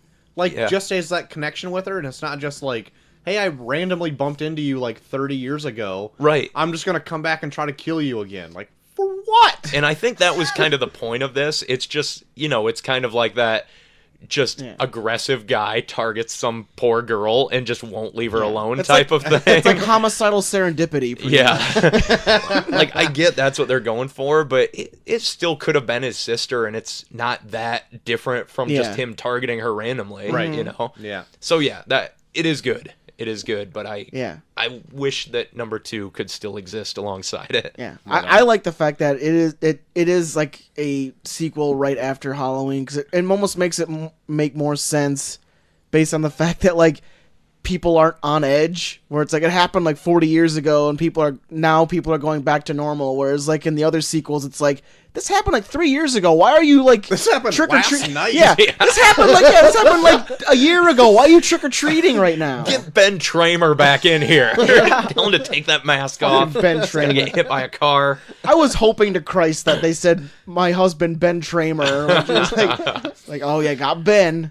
And I do like the fact too that they're talking about it. We're like, yeah, you killed like what, 6 people? Like, it's Yeah, not. no, it's not I mean, that it's big too of a deal. bad, but Yeah. it's not like a tragedy. It's not like a massive Yeah, right. disaster. You know, Right. like there's worse things than this Right. guy. Like, why are you so hung up on Michael Myers? Yeah. Yeah, like that kid's argument is like, there's like school shootings and stuff now. Like, what's the big deal? Who cares? Yeah. It happened 40 years ago. Yeah, It's like, damn, like he's kind of right. yeah, it was good. I enjoyed Very it. good. Mm-hmm. GT? My number Your phone. 6 is A Star Is Born. Oh. I really enjoyed this film. So much so that it made its number 6 Yeah, spot? it's number All 6. right. Yeah, Wow. like Lady Gaga is really fucking good in it. Like the way they play up, they play her up as like really coming from like being a waitress at a shitty job to literally being like a superstar. And the way she plays it up, where it's like everything is so unbelievable to her, like the way she reacts to everything, it really makes you feel for her. Where you're like, oh man, like I feel like I'm on stage singing right now. Like Bradley Cooper plucked me out of a weird drag club, and now I'm like going on the road with him, and now like people are like really getting into like what I'm doing. Like it's just she's so good at like just playing like an everyday person that just automatically becomes famous overnight. And I think that's really good. And it also does a really good job of showing just how shitty and repetitive pop music is. Like if you listen to like the pop music that they put on the soundtrack that she ends up singing when she becomes super famous, it's like the worst shit ever, but you can totally see it being played on the radio. Yeah. Like, it's a lot, like, it's so, like, it's like that music where it's like, you can tell this is written by a guy, because it's like her, like, begging for a man to, like, heal her and shit. Where it's like, oh my God. But it's like made, that way where it's like, she sings all of these really heartfelt, like, thought out songs when she's on the road with Bradley Cooper, and then when she becomes famous and, like, people start writing songs for her, it's just the most repetitive, gross shit. Like, she like scolds a man for having an ass like that in those jeans. Like, you're just like, oh, Lady Gaga, why are you singing this horse shit? But it's really good, and the ending is ridiculously sad. Oh yeah, I actually watched a retrospective on all of the Star is Born movies. Yeah, from all the way back to like the 40s, I think. Because I didn't know this was remade like 4 times. Yeah, it was. I knew of the Barbra Streisand one. Yeah, like in the 70s, and then Judy Garland did one. Julie Garland did one, and then there was another one before that even. And I'm like, holy shit! And then all of them kind of change with the times, and then they were kind of talking about this one, and I'm like, I really want to see that. I mean, I wanted to see it in general because I heard it was good, but then it made me want to watch it even more because they said like they really updated for the times and make it fit this time and place, and everyone's great in it. Yeah, they spend more time on like the Bradley Cooper character in this more than any other movie. Yeah, and he is like, he plays like an alcoholic in the way where it's like, oh my God, like holy shit, like. For what I've seen like I've seen like portrayals of alcoholics where it's like that doesn't seem real, but in this it's like, oh God. Yeah, that seems like a genuine alcoholic. Oh God. Like he plays it where it's like he is just, once he gets down to a certain path, he is like inoperable. Jesus. It's like, oh my God. I forgot what my point was because it sounds just tragic. But yeah, I this actually made my movies that I missed list.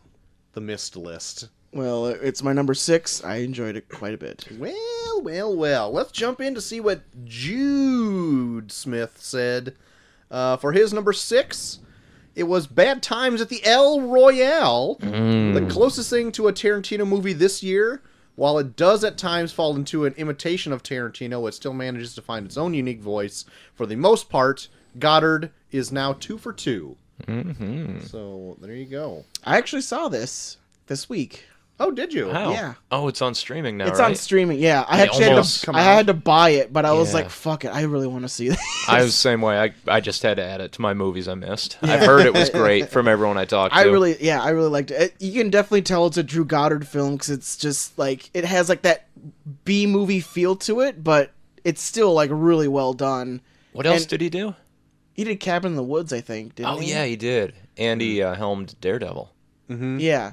Yeah. But this is really good because it's like, it's not like one of those where it's like they're all connected. Like, they're all separate stories that their shittiness kind of collides with each other.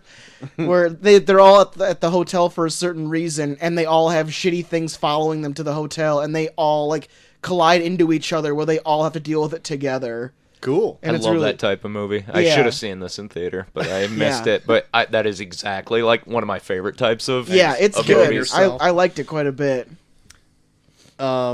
Neil, Dinosaur Neil came in with Black Panther for his number 6. Yeah. So he's pretty much hitting all the ones that we're hitting here.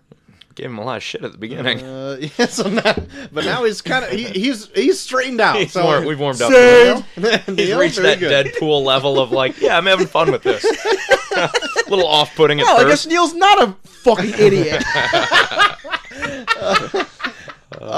My number 6 is the Bo Burnham directed 8th Grade. Ooh. Anyone else see this? I know Joel, you saw it. Oh yeah, I think I caught it. But I really enjoyed this for a different, fresh take on a coming to age kind of a story. It was very real, which I appreciated. It wasn't like an over the top kind of comedy. It was like this girl, she's 13, 14 years old, and she's an awkward 13, 14-year-old in this world. And, like, even they would give Bo Burnham shit by, like, that's too old of a reference for this. So they would rewrite the script as they would go. Really? And kind of stuff. Like, I think in the beginning she's like, yeah, everyone's gonna talk on, like, Facebook Messenger or whatever, and, like, nobody uses Facebook. And so they all use, like, Snapchat and Instagram and all that kind of stuff rather. So it's like, man. And, like, I feel like the comedy is on point. It's very, I guess especially if you have kids, I hate that I'm the person that says that all the time now. But there's points in this that it's very hard to watch because it's just so awkward and tense in some places. Like, kids, like, kind of growing up and trying to, like, do stuff independently. So there's very awkward, gross moments that you're like, oh, this is so fucking weird to watch. But, like, I feel like it's really well done, and I think more movies need to be like this rather than just the same old tripe coming out all the time. Yeah. Is this out on DVD yet? I think it's streaming if you didn't want to give it a chance. Yeah, I wouldn't mind watching DVD it. and stuff. Yeah. I think I rented it off Amazon. Okay. Yeah, I'll have to get it. I'll definitely talk more about this later, but I will say that, like, watching this, I was like, how the fuck did American Pie get made? Where it's like, this is literally like, all they're doing is just making, like, references that feel true to life, and it's way funnier than American Pie ever was. Well, you didn't grow up 15 years ago. Oh, wait, yeah, you did. You ever heard of Blink 182? It's like, why get, like, a bunch of, like, why get a bunch of 30-year-olds that are talking about fucking each other when, like, this is way funnier than that? Yeah. There's some legit conversations where they're, like, at the mall, where they're just, like, bickering back and forth with each other. I'm like, this is so real and very funny. Yeah. they have a conversation that Molly Pops had, because they had like a similar situation where, like, her and her classmates are like, yeah, why is that? And it's, like, super offensive if you just like say it, like, kids, like, in, like, trying to push the boundaries. Yeah, it's like kids just, like, being kids, where it's like they're pretty much just making fun of a dead person from their school, right? Basically. What's this rated? Is it like a hard? It's rated R. It's rated R. It's not. I wouldn't say it's a hard R, but it's like I'd have my kid watch this if he was in middle school. Like, I feel like it opens your eyes to, like, kind of experiences that you would probably face if you were going into middle school. Yeah, I needed to watch more movies like this year. I had a hell of a time coming up with my list because I've just been, like, taking my kids to, like, cheesy, blockbuster movies. Yeah. And none of them have been bad, but none of them have been any better than the other one. Like, they're just all like, better than I thought, maybe, but not good, you know? Yeah. And that was I saw a lot of movies this year, and that was, like, the majority of them. I didn't see any, like, really good artsy-fartsy shit that I normally love. I'm trying to count how many movies I actually did see that came out this year. I saw a shit ton. Like, a surprising amount. But it was all stuff that my younger self would have, like, punched me in the balls for watching. Like, really? You saw that? I actually saw 25 movies this year. I can't even tell you how many I've seen. I know, you are just have no life, so you can do whatever you want at any given point in time. But yeah, even though some of them are terrible, they still came out this year. Like, I have Gotti on my list. But, like, it's a movie that came out this year and I saw it. Yep. But I was actually surprised I got to... That's, like, more than 2 a month. Which, with, like, a kid... And our show. And, like, all the other shit that I stressed myself out about, I still got to 25. That's pretty good. Yeah. Even though I did cram a lot in the last, like, month. But... And you got me, like, being like, hey, Troy, you should watch this. Yeah. Well, I got it from both ends. So, like, hey, you should watch this. Hey, you should read this. It's like, fuck. Read this while you watch this, but pay attention to both. Some weeks where it's just like... And also take care of your kid. And please your wife. There's something that's going to give, and it's always pleasing the wife. Shit. But what do we got for... Are we in the top 5 now? Top 5! Are we? Yeah. We are. And we're still less than an hour and a half in. This is probably the fastest this has gone so far. My throat could give out at any moment. I don't know how many Deadpool 2s I've got left in me. All right, my number 5, we're at the halfway point. I think the first movie I saw last year, Annihilation. Yeah. Okay. Yeah. So I saw it and I was like, huh, I don't know what I think of that. Uh-huh. And then I watched it again when I bought it on Blu-ray, and I liked it more. And I think I watched it one more time, and it's a movie that grows on me every time I watch it. Mm-hmm. And it is a weird movie that it took me a couple viewings to really kind of make up my mind about what it's even about. Mm-hmm. And now that I'm thinking about it, I don't have it fresh in my mind, so I couldn't tell you. But I hate it. I do really like the theme of humans are inadvertently self-destructive, and that is kind of the path that Natalie Portman's character, her husband, and all the women that go into the Shimmer have in common, where like I think humanity just kind of leads themselves to like self-sabotage and stuff like that. And it was, I don't know, it was just a weird, creepy, beautiful at times, introspective, depressing sci-fi movie that does not spell anything out clearly. And you're kind of left like having to come up with what you think it's all about. And it was really well done. It had some genuinely creepy moments. Did you see it, Joel? Oh yeah. Yeah, Yep. you didn't see it, Troy? It's further It's up on my on list. my missed Okay, list. all right. Yeah. I'll let you cover it more if it's up higher for you. But there's some great like creature moments. Yeah. There's some amazing character moments. A lot of pain and acceptance. I don't know. It's Yeah. when we can spoil it more when you want to talk Okay. about it. But yeah, I wouldn't mind I'll talking go about the more ending into with it. you. I feel like I from what I saw, I think it's like an allegory for something really cool. But I'll talk more about it when we get into it. Yeah, and this is the second movie from Alex Garland. Yeah, I think he did the guy that did Ex Machina. Ex Machina, Yep. which is great. Yeah, Ex Yeah, Machina's Ex Machina is fucking really awesome. great. And when I saw this, I think I was still thinking Ex Machina was better, but upon rewatches, I think Annihilation is moving up higher for me. Yeah. Between the two. I saw that it's gonna go on Hulu on the 5th. Ooh. There you go. Yeah, I was actually gonna, because on Amazon Prime you can only just buy this still. Yeah. And like, granted, maybe it's so good that it probably just should. I bought it on Blu-ray. Yeah, I bought was it like, the day fuck. it came out. And I'm like, God damn. But then it was like one of my choices whether to watch Bird Box or Annihilation before now. Yeah. And I was like, well, Bird Box is free. And more topical. And I see that it's coming. This was literally a year ago. Yeah. So, but then I saw it was coming to Hulu on the 5th. I'm like, I can wait that long to watch it for free. So- Definitely check it out. Yeah. Well, I've wanted to. It's been the one that I keep coming back to. Like, should I watch this? And I'm like, it's I like know. $9. I actually or legit whatever bought. it is. I like bought it like just in case. Where I was like, if we have one free day, I'm gonna make Troy watch this. Yeah, it's good. I think this guy wrote Sunshine from Danny Oh, Boyle. yeah. And I think he did 28 Days Later, too. I think he did Damn. too. Yeah, so he's got Yeah. a great like sci-fi horror catalog to his name, and then he just started directing, and he's doing bang up work there too. Check him out. Yeah, JT, what do you got for number 5? My number 5 is a film that we covered on the show, Game Night. Because thank fucking God someone made a well shot, actually funny comedy. that wasn't Edgar Wright. Yeah. No shit. Yeah. Like there's I think that's it. I think he's the only guy that does it. I know Dave, you said you're not a big fan of comedies, but I love comedies, and there has been such a fucking drought of good comedy lately. Yeah. I like a good comedy, but Yeah. there aren't None of any. them are You know, good. like anyone who's like hot at the moment.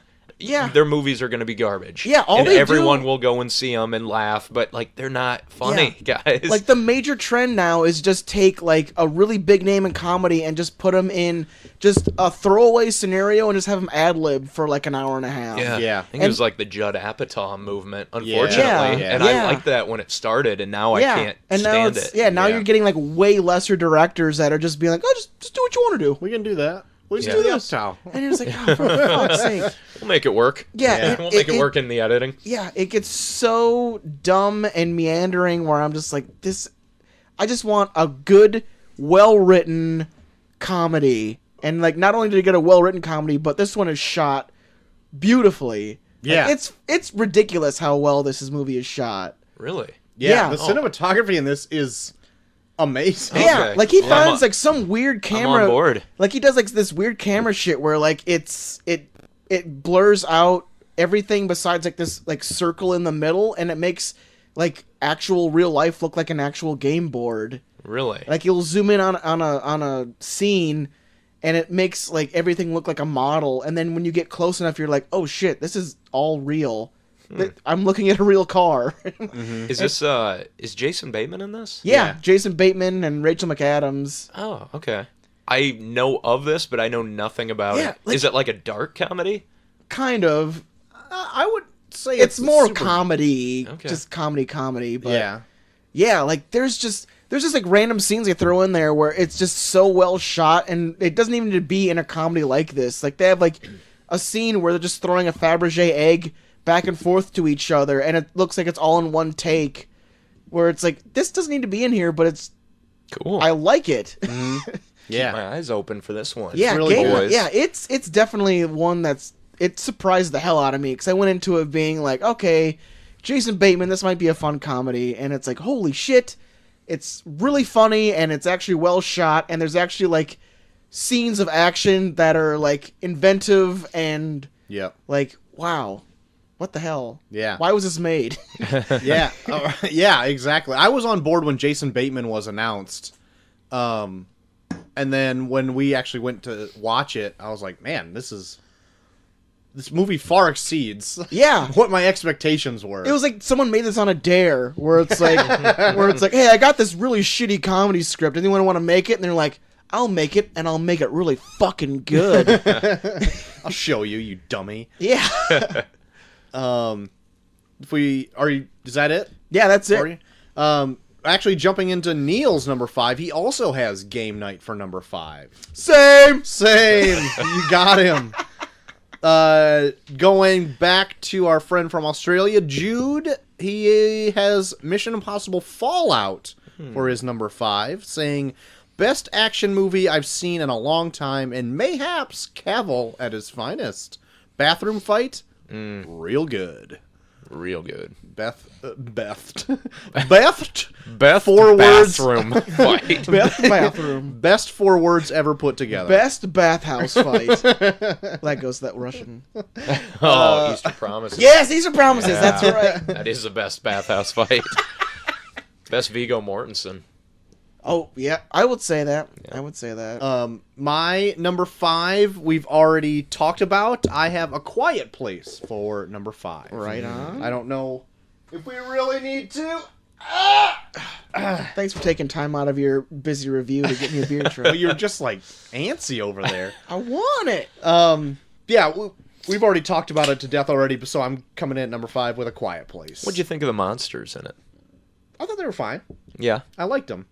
I actually liked how they were designed. Like their head looked like one big eardrum. Yeah. Oh yeah, I forgot about that. I was kind of mixing up 2 monsters. I don't know which. I think the monster from Super 8 I was like mixing up with these. But yeah, the monsters for this were really, They were Yeah. vicious. Yeah. really vicious. And I did like their head design where like pieces of it could open Yeah. up, and I'm like, oh my god. Yeah, like they vibrated like their own. Like they Yeah. vibrated like an eardrum would. Yeah. The only thing that I guess I didn't necessarily like in it was kind of like the ending, where it's like they figure out spoilers. They figure out kind of like how to defeat them, and then it's like, all right, game on, chick. And it's like, oh, okay. Yeah. I also didn't like how, if we are spoiling it, how Krasinski goes out.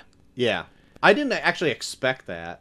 I get the sacrifice, but how could you just stand there and let them kill you when you're holding an axe and you're just not like even trying to hack at yeah, that it's thing? like the second that thing kills you, it's going back after your kids. You're not even Yeah. going to take a swing at it. Yeah. That really struck me as like, come on, man. Like, Yeah. I get it, but put up a little bit of a fight there. Right. Can't you like just be quiet, like behind it, and like huck an axe at it? Yeah. Or Yeah. something? Yeah. I don't know. They were vicious though when Yeah. they first attack there. Yeah. Yeah. They attack the family. That I mean, yeah. I knew it was coming because they kind of show it in the previews. Yeah. But I didn't know it was coming like that. Yeah, they make it seem where it's like if you do make a sound, You're you're fucked. just be like, oh well, I'm just gonna sit here and die. I did like though that they really upped the stakes right in the beginning, and they like just off one of the kids. Yeah. Yeah. And Oh it's like, God. That was horrible. holy fuck! Yeah. Like, what do you do now? As a dad, I'm like, oh fuck. Yeah. And it's over Let one of something the so kids die. menial too. Yeah. Little robot Like toy. just like treating like this rocket toy like it's a nuclear bomb, where they're like, put it, like I gotta disarm this by taking out the D cell batteries. But I really enjoyed that aspect of it. I just wasn't a huge fan of the ending, is all. Yeah. But Yeah. I thought, but really, A Quiet Place was like the only other horror movie besides Halloween I saw before I started cramming stuff in, like Hereditary and Bird Box and Yeah. stuff like that. And even some of them aren't even horror; they're just like suspense, Yeah. kind of stuff. But yeah, thought A Quiet Place was pretty good. Pretty good. Pretty good. Pretty good. My turn? We on the 4? We're on 4, Dave. The final four. All right. Well, allow me to rage in my cage a bit here because I'm pulling out Mandy. Oh my! Oh yeah. Oh man, where do I even begin with this? How much time we got? Yeah, I'll try to keep it short, but this is right up my alley. I said I haven't seen anything artsy this year. I've seen this, and I guess that did me in for the art. rest of the year. I love the fact that these things still get made and made well like this. I mean, this could have been terrible.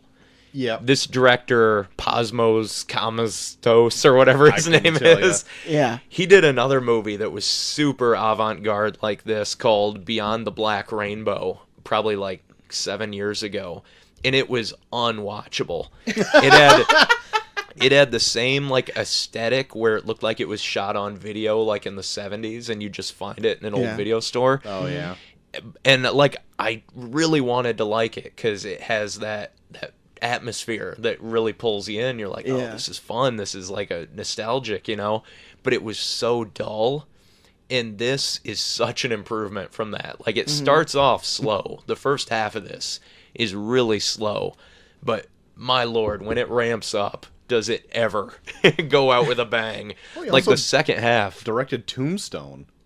No way. Yeah. No, he didn't. Panos Cosmatos is a writer and director known for Mandy, Beyond the Black Rainbow, and Tombstone. Oh yeah. Shit. He did not direct Tombstone. Listen, IMDb is right here. Well, check what his credit is. It says he's a writer-director associated or known for it. What is he known for? I don't think he directed. I'll keep going on with your thing. I'll open up Tombstone. Yeah, camera and electrical. He didn't fucking direct Tombstone. Oh, his dad did. George Yeah, that's P. right. Yeah, yeah. Cosmatos. Okay. Got Yeah, I it. remember hearing All like right. So he was probably in film school when this happened. Probably. 'Cause I Sorry remember- to enrage you so much, No. Dave. I remember he was like the son of someone who directed something really, really profound.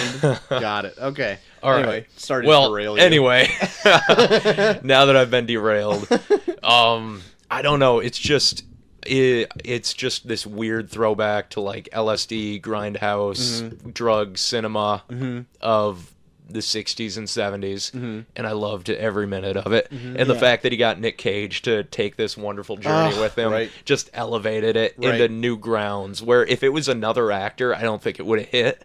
But the fact yeah. that he picked out, or they found each other, him and Cage, and made this, and Cage is already known for his antics, and then to put Right. him in this, which is so a bizarrely Nicolas Cage, Yeah.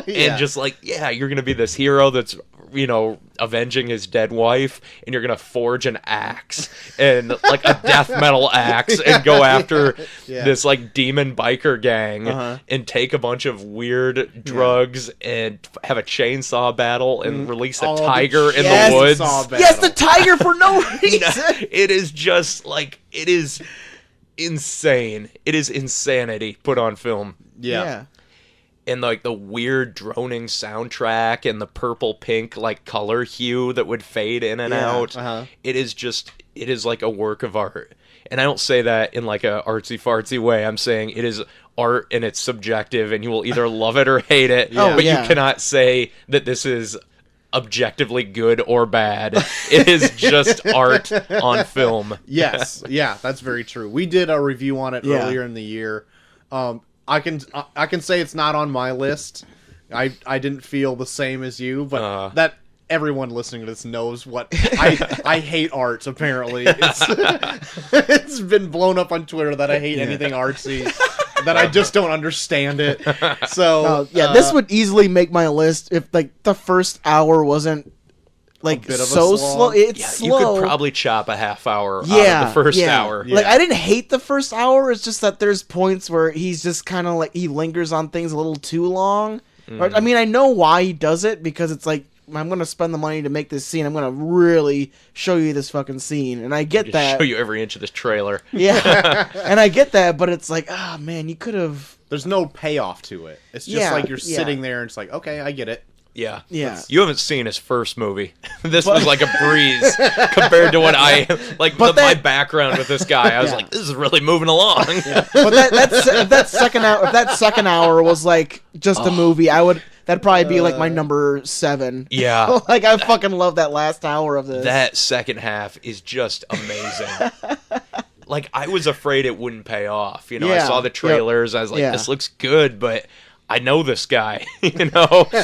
So it could look good, and then he could, like, do a 180 and just, like, pull the rug out from under you and make it, like, end abruptly. But no, he follows through on the premise of, like, this is Nick Cage going full Cage, hunting down, like, a evil biker gang and getting revenge on them. Yeah. And, like, if that's what trips your trigger, this will blow your head off. Very good. Have you just been itching to talk about Mandy this whole time? No, that was all spur of the moment. I just did the figurative snort of cocaine that Nick Cage does on the table there and went for it. Well, my number 4. This one I actually want to give credit to the podcast Credits Due, because they're the ones that kind of highlighted this for me, and I was just watching on a whim one night when I was going to bed, and I couldn't sleep that night because it was so fucking good. A film on Netflix. Scared. Maybe the film on Netflix. I think it's made in Scotland. Caliber. Oh yeah, you brought that up the other day. Yeah, it is so fucking good. If you ever want to watch a movie that just epitomizes paranoia, watch Caliber. Mm-hmm. I don't want to spoil too much because the way it plays out, you need to experience it for yourself. But it's pretty much 2 friends in Scotland go into the country and stay at a small town to go hunting together, and something goes terribly wrong, and things just fall apart all around them, and it is so fucking good. And just common everyday conversations you'll have with just like small town people just turn into these like, what do they know? How are they looking at me that way? Like what's happening? Like everything, every small thing, even people that are nice to them, they're just like, why are you being nice to me? Who are you? Like every conversation they have with the people in this town makes you so fucking paranoid for them. Or it is literally like one of the best movies that like epitomizes paranoia, and I fucking loved it. Is it it's spelled like Calibre? Yeah, right? yeah, it's the like the Isn't European. that how you spell Caliber? No, well, American Caliber is like BER. Oh. Yeah, and Like, this is RE yeah, or something. yeah. Like Who's the lead in it? That I don't Credits even do? know. Well, how did Credits do come on it? Don't they usually pick some? No, person they and do it their was whole- like a a recommendation. recommendation that one of them had where Oh, they just okay. like saw it on a whim and they were like, I fucking love this, and I was like, I think okay, like I'll give it a Tyler shot. Owen saw it. I think. Yeah, like I'll give it a shot, and then I saw him like, holy shit. I love a movie that completely epitomizes a feeling. Yeah. Where you're watching this and you're like, this is exactly what that emotion feels like. And it's literally like they'll have conversations with people where they should have absolutely no idea what's going on, but like just like a sudden like a slight eyebrow raise or like is just like, oh fuck, they know something. And it just turns the entire scene into something completely different where you're like, oh shit. Yeah, there's a French movie called Cachet that Yeah. is very similar sounding to that. Yeah. It's someone that's like being haunted by something from his past, and Yeah. he's always like second guessing everyone around him. That same type of like Yeah. weird paranoia. No, definitely check out Cal, because it literally snuck up on me. I didn't even expect it to like show up on my list, but when I saw it, I'm like, fuck. Like, I couldn't stop thinking about it. Like, it just made me like, and it's like literally like things where it's like, I would probably do that, and then it ends up the way it ends up where you're like, I'd have been fucked. Was this a Netflix original? I think it was, yeah. Okay, Yeah. But I think it was like made in Scotland. cool. Solid. It's really fucking good. I might have to check it out. That's like now like the second time you brought it up, and I'm like, oh boy. I need something that I don't need to eat popcorn with to enjoy. Just like a good thinker of a movie. That used to be my go-to. I've been slacking. These damn kids. I know. What are you gonna do, right? Just watch Coco a fucking 1,000 times. I've only seen the first half of Coco probably 12 times. I've never been able to finish it. Really, I watched it before we did this. So I want to finish it. They just like they always It's a watch really it without great me, movie. and then they turn it off. I'm like, guys, haven't finished it it's yet. a great movie, but Jesus Christ, again. How's Poco Loco doing? How's it Poco treating? Loco's good. I think my new favorite song in it is the very last song that he sings as the movie's wrapping up. There you go. That's my new favorite thing now.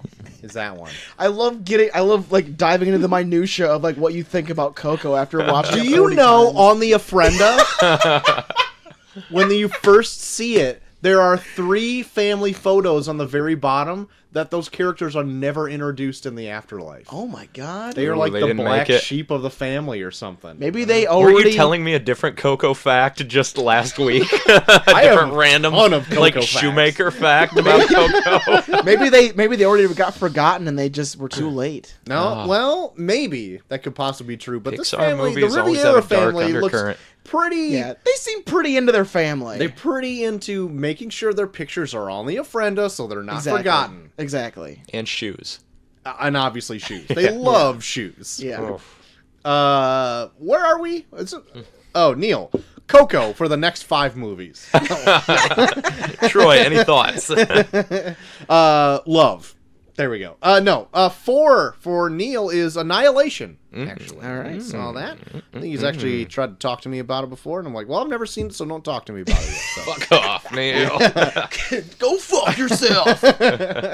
Number 4 for good old Jude, Infinity War. More about the experience than the movie, but still fantastic. I would agree there. With, good old Jude. Good old Jude. My number 4 may surprise the both of you, unless Dave peeked and saw what it was already. I looked, but I didn't really pay any attention to what I looked at. My number 4 movie is Paddington 2. You watched it? I did. I would implore everyone to watch Paddington 2 if you want to just feel great. I've heard so many good things about Paddington 2. I've never seen the first one. Really? Yeah, I got the gist of it from whatever they were talking about, like he finds a family I think it's or on whatever. Netflix. It is on Netflix. Shit. It is great. Paddington is like a little naive bear Yeah. who doesn't really know how the real world works, but they don't treat him like an idiot. Yeah. Everybody loves him, and he makes everybody's day better. And then there's a part where he gets framed for a burglary. For murder. I thought you were going to go with murder. He gets framed for rape. Oh, And no. then he, like, goes to a prison, and the whole time he's in jail is amazing. Like, it's so touching, and, like, he turns people around, and I'm great, and Hugh Grant is the bad guy in this. I heard Hugh Grant is awesome And he's in this. great. And literally, this movie made me cry at the end. I'm not even joking, because he just has one thing he wants to do, and Eat marmalade sandwiches. the marmalade sounds delicious. I don't like the word marmalade. You're not going to convince me on this, Troy. Listen, if you just watch Paddington, you will fall in love with his fuzzy little hat and his marmalade sandwiches he keeps underneath them. I've literally been trying to convince Molly to watch Paddington with me for so long, and she keeps telling me it looks stupid. And I'm like, damn it! Fuck Molly, first of all. He keeps sandwiches under his hat? it's a cartoon thing. They're He's still from Peru. delicious. Give him a chance. Like, Wouldn't they get stuck in his fur, all that marmalade? It's between bread. There is That's one still person leaving a that lot gets a to little chance. marmalade in their He hair, know- and they're he a knows how to bit do a sour about it. Let Hugh me Grant? tell you that. It's not Hugh Grant. No, don't spoil it. I Keep something for me. I kept hearing this movie was so great, and I'm like, okay, I'll go into it. Not even seeing the first one. I put it on for Macy. She ended up going and taking a nap, and I finished it by myself. And like, I really enjoyed this movie a lot. It's a feel-good movie. It's a family film. But, like, I literally shed tears at the very end of this movie. God damn it. The only thing I wished it did was sit on the ending a little bit longer to have a little bit of more resolution, but it still worked. Nice. It's so weird to say it. I would never have guessed it a million years, but Paddington 2 is my number 4 movie. Fuck it, I'm watching Paddington Wow. when I get home. Yeah, Fuck this. It's great. It's actually a good transition to my... Are we on 3 now? Yeah, let me finish a little bit of Paddington 2. No, keep going. Keep Oh, going. Jesus, I didn't mean to okay. cut you off. The CG is actually really good in it. Yeah, he looks awesome. Yeah, like there's like a few bear characters in this, and they look amazing. Yeah. And like everything's integrated really well, and there's even like good action chase scenes in this that are pretty well choreographed. There's a whole scene in which somebody is telling a story as if they're opening a pop-up book, and things are like popping up, and Paddington's running in between all the like things that pop up, and I'm like, what a fucking clever scene. I'm just saying that to myself as I watch it by myself. Saying you're a just sleeping crying. child. No, but like, anyway, now I'm done. Paddington 2, suggest it to everyone. Oh, man. Yeah. Are you sure you don't have anything else? No, I'm not. But if anything else, I'll interrupt your number 1 to talk more about right. Paddington 2. Sounds good. All right. Well, it's a good bridge to mine because mine is also it's a family film, a feel-good film. Mm-hmm. It's Hereditary. It is a family film. Oh man, this one really stuck with me when I left the theater. Yeah. So this is another horror movie that I had heard kind of a buzz about, but I stayed away from like any reviews or anything on it. Like watched one trailer, Yeah. didn't get anything out of it other than Toni Colletti screams Collette, a lot. yeah. Colette screams a lot in it. Yeah. And there's a Burning Man at some point. Yeah. That was like all I took away from it. So I went in completely blind. And like the whole thing, trying to figure it out, like, is this like a Sixth Sense type of thing? Is she crazy? And then when that ending comes out of left field, Yeah. it just like, I was so into that because that is a type of movie that they don't really make anymore. Everything has to have like, oh, it's a twist. It's been this all along, or she has psychosis, or she's been haunted. Like, nope, it's just straight up Satanism in this. Yeah. It's like, Yeah. throwback to Rosemary's Baby and all these like weird 70s like Satan Yeah. paranoia films Yeah. and like evil cult movies, and that is what it is. And it turns out to be like this very real threat in it. It's not just a bunch of old people like plotting something behind the scenes. It is a fucking demon possession at the end that takes over the main character, and it is just so horrific at the end. And up until that, it's horrific in a completely different, more relatable way. Yes. With like family tragedy and the death of a child. Yes. And the death of a mother and all these terrible things that a lot of people could probably relate to in some form or another. Yeah. And you have this family that's barely holding itself together. Mm-hmm. And then you throw in like, oh, and they're like being attacked by a demon. Right? Yeah. And you mentioned, did you just see it once? Yes. Okay, I've seen it 3 times. I saw it twice in the theater. Damn. And the second time I saw it, I was like watching for all these things, and it is fucking spelled out for you. Yeah. If you know what to look for in there. Like they're doing that horror movie exposition Yeah. where they have the kid in class and the teacher is lecturing about exactly what is happening. Exactly, yeah. About Yeah, like the 'cause- horrors of fate and how terrible Yep. it is to be in this inescapable like dollhouse essentially, Oh, which is yeah. also reflected throughout the movie. Yeah. Where you're just a pawn in someone's game. Exactly, yeah. When me and Troy did it for the show, I watched it a second time, and there was so many things I picked up on knowing what the ending was, where I'm like, God damn it, like, they literally, from the first scene, they tell you, like, they are just, like, they're basically, like, the dolls for this demon. Like, for he's this just, mother. This horrible mother. Yeah, he's just placing them where, like, this Yeah. one demon is just placing these dolls where he needs them to go, but they're human beings living a normal life. I think, like, what I love about it is so outrageous at the end. Like, it goes full on, like, Exorcist type of thing. Yeah. In the whole movie leading up to that, you're like, that seems out of left field. And then you rewatch it, and they have, like, the satanic carvings on the walls. Yeah. And they have all these, like, blatant signs in plain sight. Yeah. And they're just so obvious that you catch it, but you don't think anything of it. You're like, well, that can't... What does that mean? Yeah, what's that? Yeah. And then you watch it again knowing that, and you're like, holy shit, it's all spelled out right there. Yeah. And even, like, the small scenes where, like, you can see... Like, just knowing, like, how this demon operates, like, just, like, small scenes where, like, somebody will do something weird where you don't really think much of it when you first see it, and then the next time you see it, you're like, oh, that's why they did that there. Yeah. Oh, shit. The weird parishioners at the funeral that, like, kind of wink at the girl. Yeah. And all these little hidden hints, I guess. Or like, when the son will do, like, the weird choking every once in a while. Oh, yeah, and her...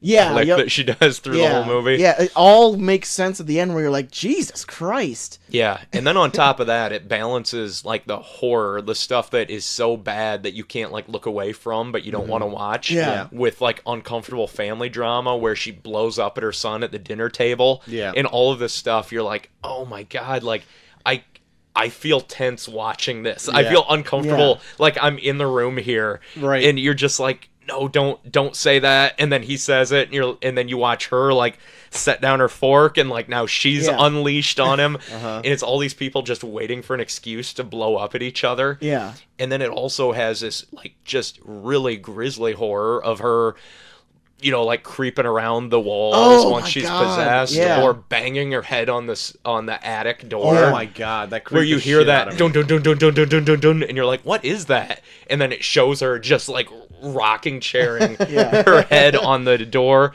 or gerating her neck with the piano that wire. Shit was fucked when she's cut. Oh my God. And then the guy, we're spoiling the whole movie at this point. The kid goes out the window, and he comes to, and he looks over and sees his mom's headless body just floating up to the treehouse. Yeah. You're just like, oh, this, Yeah. like, this scene does not belong in the movie that I've been watching. It's just so off-putting and out of nowhere. Where it's almost, like, funny if it was in a different movie. Yeah. But seeing it here after all that, it's just like, sit in oh like my an God. hour of just tense. Yeah. Like, Yeah. never letting go of that feeling, and then Yep. you're just like, now we're gonna get you with the fucking horror Yeah. aspect of this, and it's like, Jesus Christ. Exactly. I know, The like- whole movie, it balances, like, is it drama? Is it kind of suspense? And then, like, no, it's full-on fucking devil horror. I know, like, I love, because Troy brought up where, like, he watched it where it's like, it just feels like a movie where, like, a woman is kind of going through, like, a mental thing, and then it's like, in one scene, the movie was like, it's real! Punches you in the face! Yeah. I think the part where the husband where she throws the book in the fire and the husband ignites. Yeah, that's and where that's you're pretty just like, much the oh, turning point. yeah, yeah. You're like, oh boy. Yeah, this even just took off. even when he goes upstairs and, like, finds, like, these dead bodies, you're like, did she dig them up? What the fuck? Yeah. Right. She's, like, really fucking crazy. And then he lights on fire. It's like, it's real fuck. Yeah, the whole time you're kind of waiting for this Fight Club twist. Like, maybe it's all in her head, Yep. or, like, Right. maybe Yeah. she's schizophrenic. Yeah. Yeah. And then, like, no, it's worse. Like, it's worse No, than being it's an crazy. actual fucking It is a demon. full-on fucking devil. Yeah. And it's like, that is something that, like, it isn't scary anymore today. You know, that was Yeah. something from a bygone Yeah. era. And it's cool to see that presented Yep. in a setting of, like, something different, Yeah. something less supernatural, and then having it be full-on supernatural, and Yeah. it's inescapable. Yeah. Right. Like, all the pieces are in place, this family is fucked, and it ends with this cult of naked old people worshiping the rebirth of a demon. Right. Yeah. If it never even did that part of it, I would have still really liked this movie. If they did, like, the whole schizophrenic angle of it, and you found, like, I don't think it would have the same resonance. No, I think it would have been forgettable then. Yeah, but it would still have been like, yeah, that was good. And, like, it still wouldn't have been bad, because I really actually like that. Is this real? kind of a thing. But I know other movies have done that already. It's like the new take on a twist where it's not a twist. Yeah. Yeah, you think what's coming and it's like, they like reverse fuck you. They like reverse Shyamalan you where it's like, I'm just waiting for the shoe to drop, and it's like, no shoes dropping, this shit's real. Yeah, very much. Yep. Yeah. So I loved it. You know, it was one of those, I left the theater after seeing it. I went and saw like a matinee by myself. Yeah. I got in my car and like, you know, flipped on a podcast or the radio or something and sat there for a second, and I was like, no, I gotta let this like sink in. I have to let this simmer. Yeah. So I like turned it off and drove home in silence because I was still like thinking about it. This definitely feels like one of those movies where like if I watch it maybe a third time, then it might like inch its way into my list. Because like the more it's one of those where it's like the more I think about it, I'm like, oh yeah, that's right, I kind of missed that. Oh shit. Okay. Yeah. I feel like it's a movie that a lot of people dismiss because they're like, I don't know if it all adds up, you know? But watch it again. Yeah. I think it does. I know, think people, it's just not what people are expecting. Yeah. And it does add up. Yeah, that's if exactly... you know what type of movie it's adding up to. That's exactly how I felt when I saw it the first time, where I was like, I mean, it's good, but I don't really know if they really hit all of the marks. And then when we did it for the show, I was even like being like reluctant about it. I was like, I guess we're doing Hereditary, and then I watched it a second time. Stupid-ass Troy can't fucking watch a movie on time. and then I watched it a second time, and I was like, holy shit! There's things popping up that I did not remember took place that really like put together the missing pieces. And I'm like, Jesus, okay. Yeah. That head decapitation is fucking gross. Oh my god. So gross. It is so out of nowhere. When you were saying that you went and sat in your car, I really thought you were gonna say like, I sat in my car, turned off my radio, and then got out, didn't shut my door, went back in and said, I'll have another ticket, please. And just the person at the ticket booth is like, what the fuck, man? Just imagine Dave's car like parked into like a garden with the door open and the hazards on. Shit. Was that you said number 3? That was number 3. It was, I really toyed with number 2. My 2 and 3 were at odds with each other. Okay. I'll take another beer as I do my number 3, Troy. Got it, which is... Have another, please. I thought you were going to say I got out of my... Or I was in my car, turned off the radio, put the garage door down, rolled down my window, and just slept it off. Fed a hose from my exhaust into the window. Started writing a note.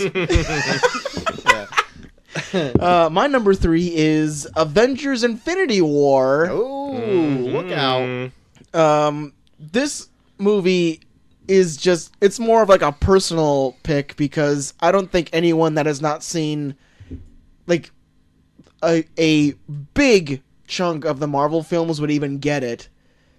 Yeah. I agree.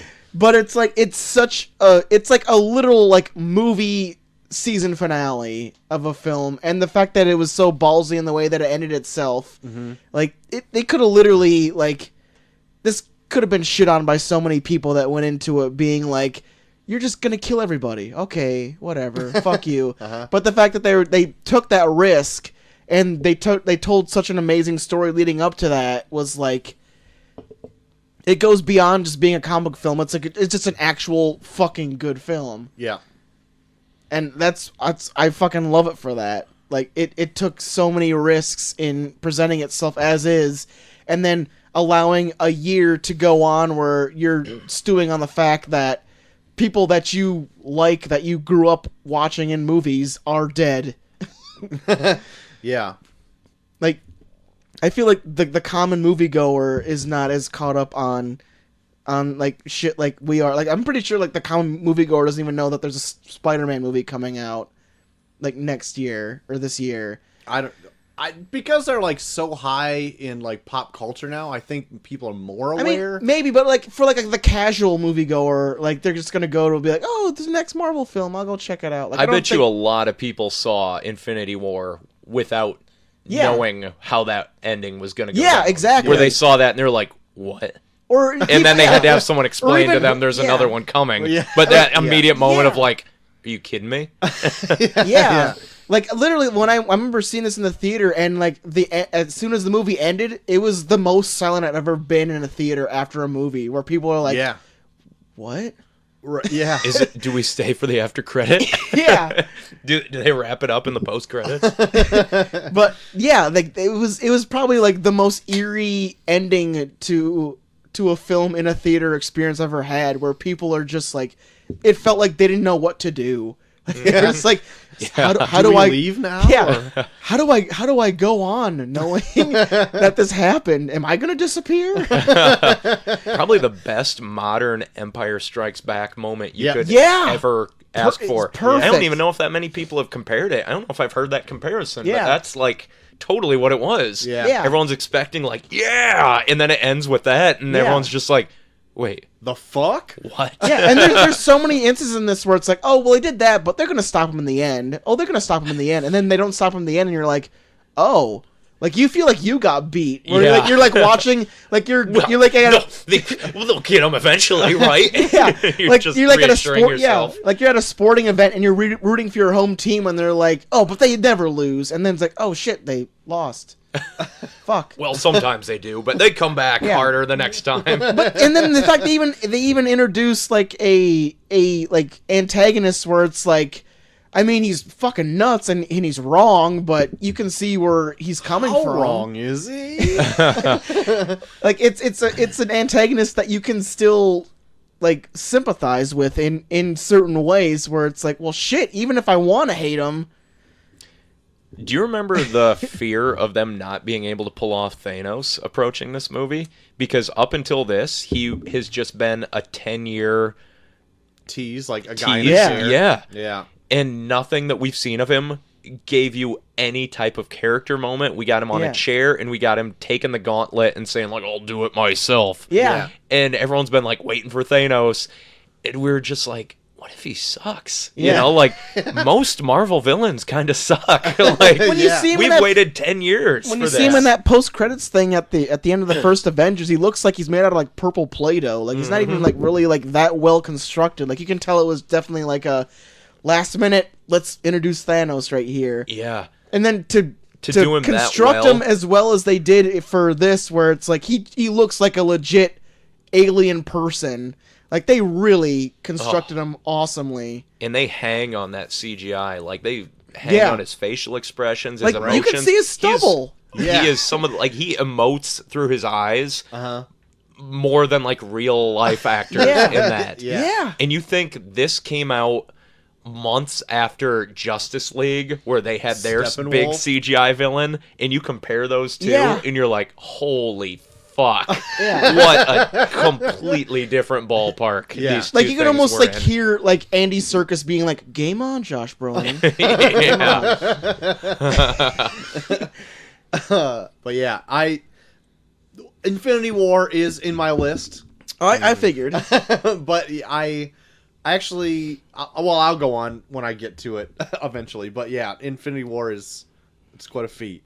I feel like we'll all take turns blowing Infinity War in the next 15 minutes. Well, here's mine. Warm it up. Fluff it up. Did you want to say anything? I mean, you can always add on later. Well, I'll add on later, because I know you guys are going to talk about part it. But, one of our 3-part Infinity War countdown. Number 3 from Jude and Dinosaur Neil. Oh, twinsies. Wow. Yep, twinsies. Same for these two. Spider-Verse. Jude saying, yeah, this one was good. And Dinosaur Neil just saying Spider-Verse. Very good, Neil. Always in there. Always the auteur. Such a wordsmith. He is the poet laureate of reviews. Yeah. Spider-Verse is good. I do have it possibly maybe on my list. Who knows? I don't know. Someone's gonna double up here. I feel like we're gonna hear a same. But my number 3 is actually Mission Impossible Fallout. I don't even think I saw the last 2 Mission Impossibles. I haven't either. And I went in because people were like, "This is probably the best action movie in a long time. We did this on a whim for a show because we didn't know what to do. Yeah, and and we we went people in- are talking about this. And I saw it, I'm like, holy fuck! There is no reason this movie should be this good, and I was engaged the whole time. Yeah. Like, the action was great. It had a fun spy thriller twist in it. And then also, Cavill did the machine gun cock arms. Oh, Like, what is there to this movie that you cannot like? Yeah. I don't even know. Like, I really was faked out by the ending. Like, there's like a little twist near Yeah. the end. there's lots of twists. There's Yeah. so many twists that Yeah. sometimes I'm like, is that one too many twists? Just the right amount of twists. Just enough. I might have fallen asleep in maybe 2 or 3 twists, so it twisted out okay for Right. me. It wasn't too many, but I felt like maybe if I was awake for the whole thing, it would have been. It came back around. It's like I didn't really miss any twists, No. really. But yeah, I super enjoyed this, and I'm like so surprised that like this franchise just keeps going and is just consistently good. Like Yeah. the only real stinker is Mission Impossible 2, Yeah. and Yeah. like I really like 3, and then 4 I think I've only seen chunks of. Never saw 5. And then this is 6, right? Yeah. I haven't And this- seen 5 either, and I heard from people like you should see 5 because Because this is it like does the that second part the of it. main villain in it is the one from 5. And like, but I going in, I'm like, Eh. I think I got it. Yeah. yeah. Like Spy stuff. Yeah, Masks. I got it. the way they introduce him, it's like, okay, I get it. You're the main bad guy. Yeah. I get it. Yep. Henry Cavill's great. Tom Cruise is still on point. God. He runs for like 900 God. minutes in this movie. I Just swear to Literally God. runs across London. he looks like a majestic beast. Like the God. motorcycle car chase in this is actually really good. Oh, it's one of the best films I've seen. Like, I don't know how the camera like weaves in and out of traffic. Where it's like you have to have like a motorcyclist that it's like mind melded with Tom Cruise to know exactly when he's gonna move in certain directions. Yeah, because he there's actually no did way the in- motorcycle work in this Yeah, too. and there's no way in fuck you can like film that without like knowing exactly how he's gonna move when he moves. It's I don't know. insane. Do you think they added a lot of like CGI cars and shit? Yeah, because that'd be irresponsible Yeah. of them. Yeah. Just Tom Cruise, why don't you just drive in traffic and go the wrong way? Would you? Yeah, like, The wrong way. there's got. I mean, it has to be, but like I was still impressed. Like it fooled me. Yeah. Christopher McQuarrie was the director of this. What else has he done? Probably He's done a lot 5. of Tom Cruise did do movies. 5. Yeah, he did 5.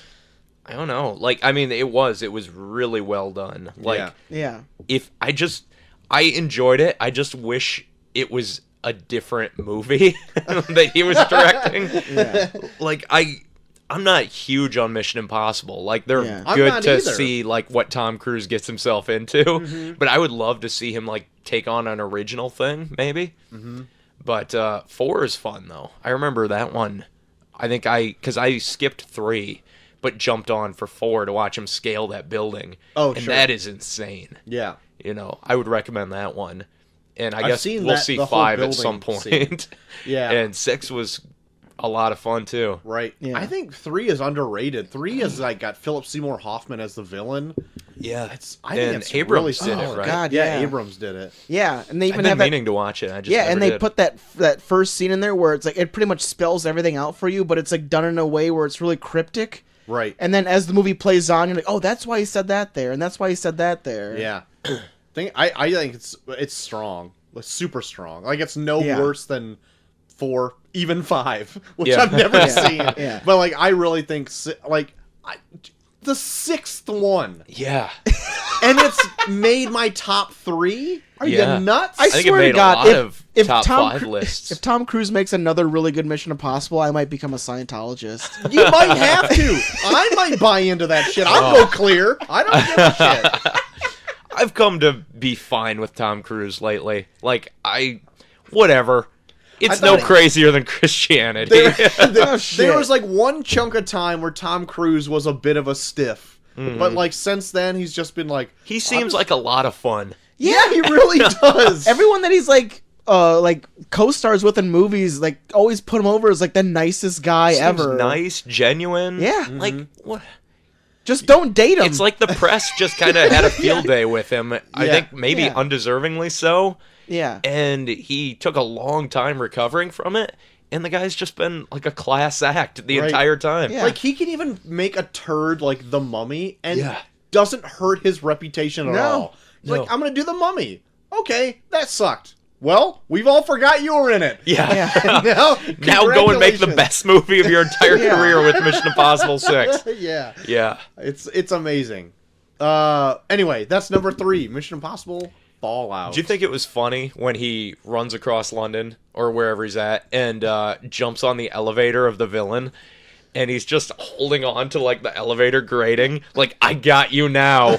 What is he gonna do as he's secretly tie his shoelaces together? As he's like going up 100 stories and he's just like hanging on and the guy has a gun to him. Like what was his end game there? Yeah. No idea.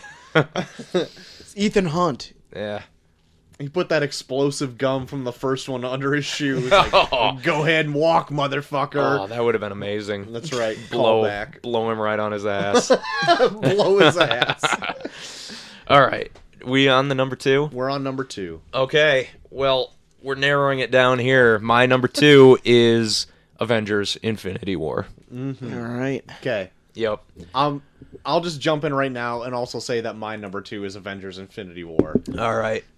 Should we run a train on it? It'd be appropriate if we did. What can we add that Joel hasn't touched on? The fact that this is 10 years in the making. Yes. And manages to deliver on every promise. Mm-hmm. Yep. And not only that, but exceed expectations in just about every aspect. Right. Is amazing. And it shouldn't be possible right. to pay off. Yeah. 10 years of movies in this manner. And they have so many characters that they have to shuffle through to give payoffs to, and they find a way to do it in the time allotted. I without know. like any introductions. I love the fact that they're just like, if you haven't seen them yet, you're going to be lost regardless. We're just going into it. Your fucking problem, buddy. Yeah. There's 18 of these. Yeah. How Like, what have you been doing? Exactly. Like, everyone's been watching these. Like, we're Marvel Studios, people. Yeah. Like, we own Disney right now. Like, Marvel is mainstream enough where they expect you to already have seen all of these movies, and it's like, thank you. Yeah. Like, I love that they didn't do that. It was like 2.5 hours, and I didn't want like 20 minutes of recap, and they just went. Right. Yeah. Like, if you didn't watch the post credits of Thor Ragnarok, you would have been lost at the beginning of this. Because it opens with Thanos' ship just bombarding the Asgardians. Yeah. So, like, it doesn't hold your hand on anything. Right. And if you've been watching this, it shouldn't need to. It's just pure payoff. Yes. It is like a full payoff of everything you've been sitting through. And you think back to, like, when Iron Man came out and Hulk, and we were like, could they cross over at some point? And now you look where we're at, and it is... And they're just throwing shit in there left and right. You're like, God damn. Yeah. Like, Civil War was a huge high water mark by bringing everyone in, and then this just felt like the climax of that. Yeah. That initial it was definitely tease of like a hold my beer moment. Oh my it's like, God. Oh, Civil War. Here, hold this for a second. Yeah. I was more accustomed to just like series where it's like you put all this work in to watch all this hours of footage or content where you're like, okay, here's this big payoff at the end, and this felt like the movie version of that, where I put so much time into all these movies, where like now we're at a point where we're gonna make every single thing that you've experienced in this like 18 movies of footage pay off, where you're like, God damn it! Now I'm glad I did this. Like it really has a purpose. Yeah, it solidifies that. It's like I'm glad I didn't like skip Ant-Man. Exactly. Everything has a purpose to it, and you're just like, shit. Everyone got their due, which is amazing. Right. Like, who would have thought that all these characters, they could juggle all these? Like, Captain America doesn't even show up till like 50 minutes in. Yeah. And I guess I would say he's kind of the main character of this. And all of it, like, the pacing is fine. Yes. Yeah. It should be like it should be the biggest like screenwriting curse Yeah. to try to juggle Yeah. all these characters and Yeah. all that's going on. And somehow it is like perfect. Yeah. And not only that, it feels like a big comic book event. Yes. Like how it jumps from people to people and all this stuff going on. It Yeah. felt like reading Hickman's like Avengers run. Yeah. It just jumps from group to group. I do like that they get segregated off into groups so you can come in and it's just like one person here, one person here, one Yeah. person here. So that's good. Because I just rewatched this 2 days ago again. Yeah. Coming up for the show, I'm like, I know it's going to be near the top, but where is it going to be? Yeah. Yeah. Oh my God. Like everything we've said so far, I'm just like, I kept watching it and I'm just like, still in awe how it was just pulled off in general. Yeah. Even when you get like the inkling that it's kind of slowing down, you're like, okay, when is? Oh, never mind. Yeah. Yeah. I feel like it's a movie that if you caught on TV, you'd be like, I'll just watch it till this part because I love this part. And then that would You watch end all the and way you would be through. like, oh, but this part coming up's really good. Yeah, and then yeah. it would be over. Yeah. Yeah. Yeah. I still think my favorite part in it is Thor coming back. And I'm like, I was just because I was like, Macy I had to put to bed, and I'm like, I just want to wait till Thor comes back. Because, like, that part is so fucking cool to me, Yeah. where the hammer's forged and everything, he comes back to Wakanda, and, like, the skies just go black, and he just comes down with, like, Raiden eyes, Yeah. and just fucking lightnings the shit out of everybody. I'm like, Thor sucked throughout almost everything else, Yes. and I've just been waiting for him to come. Oh. And, know, it and almost- for me to come. Like it almost kind of like it wasn't like a terrible story, but it kind of felt like how Thor was treated in like Avengers 2, where it's like, oh, so he's too powerful, so they have to make him do something else. Yeah. But then when he comes back, it's like, worth it. Yep. Turns out we need him now. Yeah. Once he got that haircut, he was just the best. Right. Oh my god. Like and not only that, but like they added Thanos in this, gave him a full-fledged character. We've already said that. Yeah. Yeah, and you know more about him than any villain of any Marvel Right. movie. You could say that, like, if you don't know anything about Marvel, he would be the main character for you.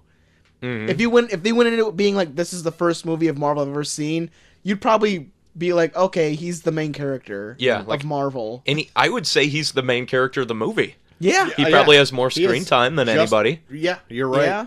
And they actually they have surprises in this. Like I was surprised that the Red Skull shows up again. Oh, that was great. I forgot about that when I was on the rewatch. I'm like, oh yeah, fucking Red Skull's in this. Yeah. And then they even like his like Goonies get like a decent amount of screen time where they're fun to at Yeah. least Ebony Maw, right? Yeah. The He's like Doctor. the Yeah. Doctor Strange type one. Yeah, Like I he's- really like Corvus Glaive, the Willem Dafoe looking guy. yeah, yeah. I The think guy he's with got the- a cool design. Yep. And the big brute Yeah, he doesn't have like much to do. Like he keeps coming back. I'm fights Hulk a couple times. and Yeah. then Proxima Midnight is actually Yeah. cool, especially when she faces off with Black Widow. Yeah. And The Wakandan, right? oh yeah, I can't. I can never remember her name. But yeah, that was a really great fight. Yeah.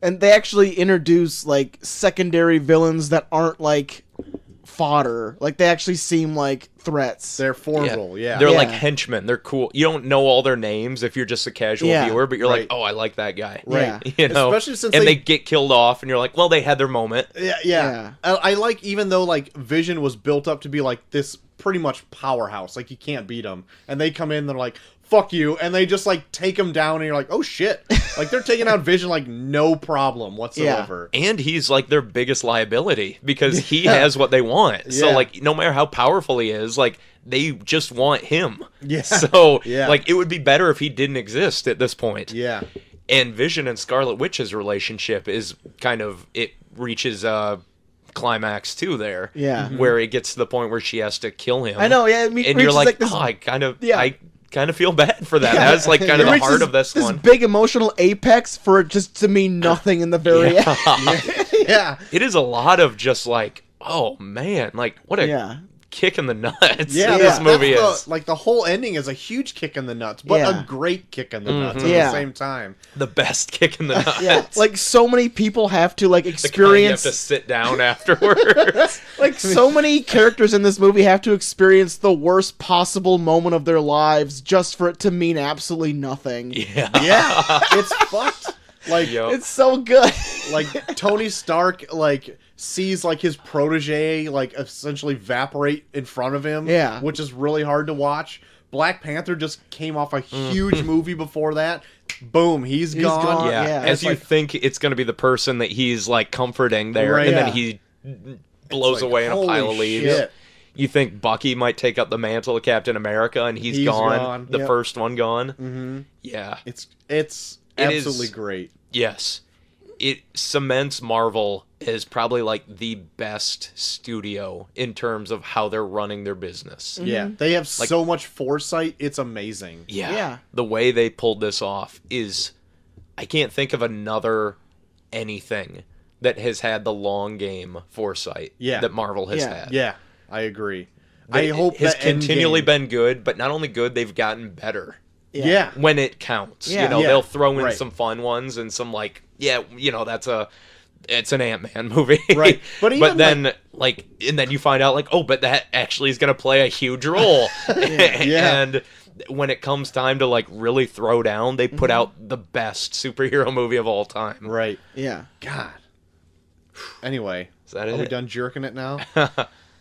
I'm spent. But yeah, everyone saw this movie. It made $1 billion in its opening weekend or whatever. But like Avengers: Infinity War, just for like the gumption and gusto alone, has to be in everyone's top list of something. Yeah, I didn't want to put it like that high in mine, but every time I came back to it, I couldn't ignore like just what this movie accomplished. Right. And the fact that it is so watchable and so good on top of that. And it's like not even short. It's like more than 2.5 hours long. And I rewatched it like no issue. Mm-hmm. And I'm like, man, this is great. Yeah, the whole time. I know. It could be longer. I'm just hoping like Endgame is a good bookend to it. Like, it's got a lot to live up to. Yeah. And it's just like they've hit so high for so long. It's like you can't see them fucking it up. No, I know. It would be. I mean, it's amazing. It's like a dangerous mindset, but it's like I can't see how you could fuck this up. But then it's like, but if you do, my god, literally everyone. Oh my god, will fucking rip the Russos' hearts out. But they're banking on the fact like, but this is it for that chunk of that Marvel Studios movies. Like I can just see the Russos. It's like fuck you, we're done. Go off the grid. Like. They bought plane tickets to like Antarctica or some shit. They'd move somewhere else. No, they did. I mean, they blew everyone out of the water with Captain America: Winter Soldier, and then followed it up with Civil War, and then did this. Yeah. So like every movie they did is exponentially better than the last. Yeah. So no pressure. I don't know, man. They seem to know what they're doing. Yeah. And you don't make this movie without knowing how you're gonna wrap it up. Right. You know. Right. This is like a half of a movie, essentially. Right. So now we're just waiting for like the real ending.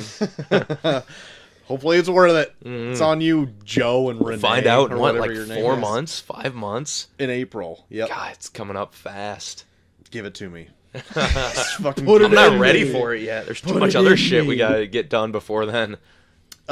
Dave, well, that will put you into your top movie. Mine, because it was him. Top we movie? Doubled. No, doubled number up. 2, because you guys doubled up. We skipped over Jolie.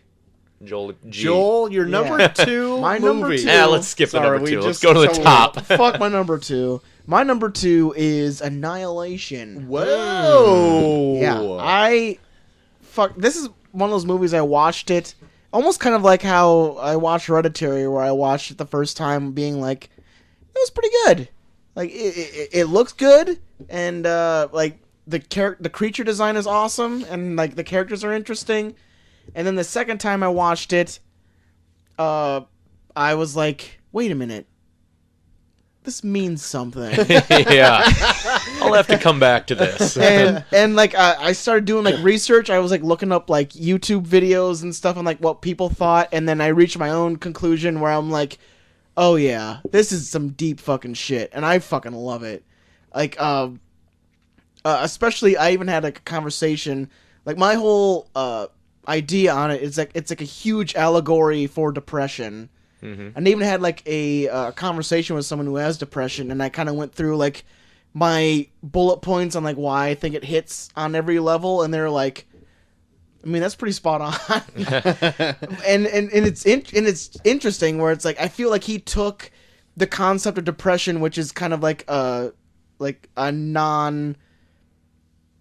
non-tangible idea, and made it tangible, where he displays it in a way where he puts you in a world where you can see what a person with depression goes through in a tangible way, where it's things you can't describe, but he puts it in object form, like down to like it's a swamp, so you're like slogging through, everything bleeds together, and like the people that you thought you don't recognize, like all this stuff, and it's like, because all the people that go in there, they have a reason to be depressed, they have a reason to go into a depression state, and you see how they interact with the world around them, and like how they absorb all these things that they're encountering.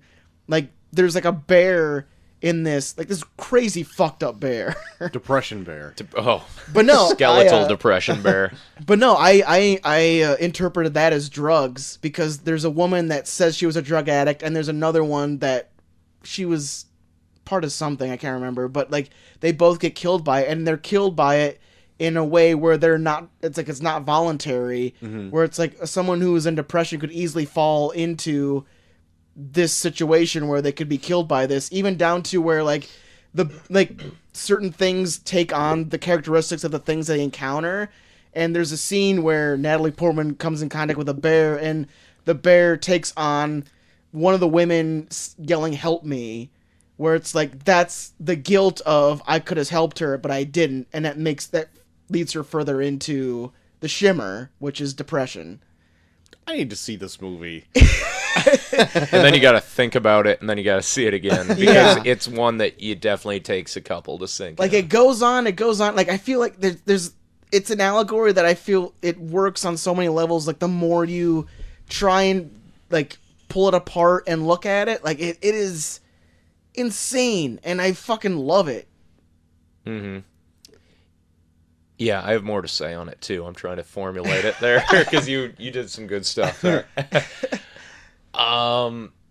Yeah, I mean, I took it as very self-destructive, which goes hand in hand with depression, and the fact that her and her husband it didn't seem like they ever had a great relationship. Not really. Like they keep kind of thinking back to the time they had before he went in, but it didn't really ever seem like they loved each other that much. Yeah.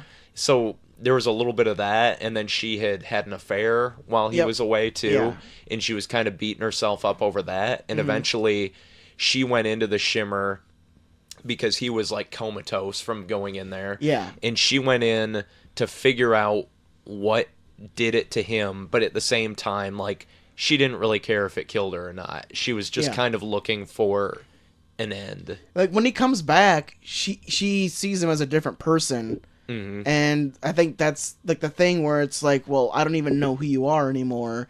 And then like well, Troy hasn't seen it, I don't want to like spoil too much, but it leads to a thing where at the end she comes to a situation where she confronts that about her, where she sees in a video like that thing where it's like, you're not who I thought you were. And then that realization. And then it comes to where she has to confront that part of herself, and then she realizes she's not the same person, and then that's when she accepts it. Yeah, it is deep in whatever way you want to interpret it as being deep, because it does not spell like anything. No, it out. doesn't. But it completely leaves it up to you to that's kind what of I make love your about own. it. Yeah, like but every person that she goes into the shimmer with has their reason for being there, and they all kind of come to like what they see the shimmer as and what they accept it as, and you can almost kind of take that as a means of how people accept depression. Yeah, and they all have a death wish. Like exactly. Some of them have cancer, some of them are like they lost children. Yeah. She had essentially lost her husband. Like, they all have nothing left. Yeah. So they just go in like, all right, well, let's see what happens. And when they go in, they have no idea. And like one of the cool things I like about it is once they go in, they wake up not knowing where they are in in the Shimmer. Or how much time has passed. Or how much time has anything. passed, where it's like it just hits you out of nowhere. You have no idea when it did, but you know that you have it. And the one cool thing, the one quantifiable thing about where they're at that isn't up to interpretation is the closer they get to the center point of the Shimmer, the more everything around it is mutated. So when they're right on the outskirts, it's more normal, but the deeper they get, every biological living organism has kind of meshed together. So like plants and animals and everything just kind of like dissolve together. Yeah. So the bear when it eats a woman kind of like meshes with her, and now it can scream like the woman that it just its ate. roar Jesus. his roar is a woman screaming, "Help me!" Fuck. Yeah. And like they find plants that have grown up in the shape of people and all this stuff. Yeah. It's just like it's this weird, like whatever hit this alien organism hit in the center there, and it made all biological life just fuse together like a genetic cocktail. I will put up there as probably one of the most beautiful films made this year. I love the look of this movie. Well, goddamn. It's a good one. Sure. Can we pause? Pause for pee break. Just so we can finish out the show Without having to like squirm on our chairs. All right. We got to pee, guys. We'll be right back. Well, before we get to number one, Troy, what do our fine fellow compatriots have to say? Jude from Australia has, I don't think, one that we've had on any of our lists. Really? He has Creed 2 as his number 2. Damn! The perfect end to the Rocky/Creed saga. Really?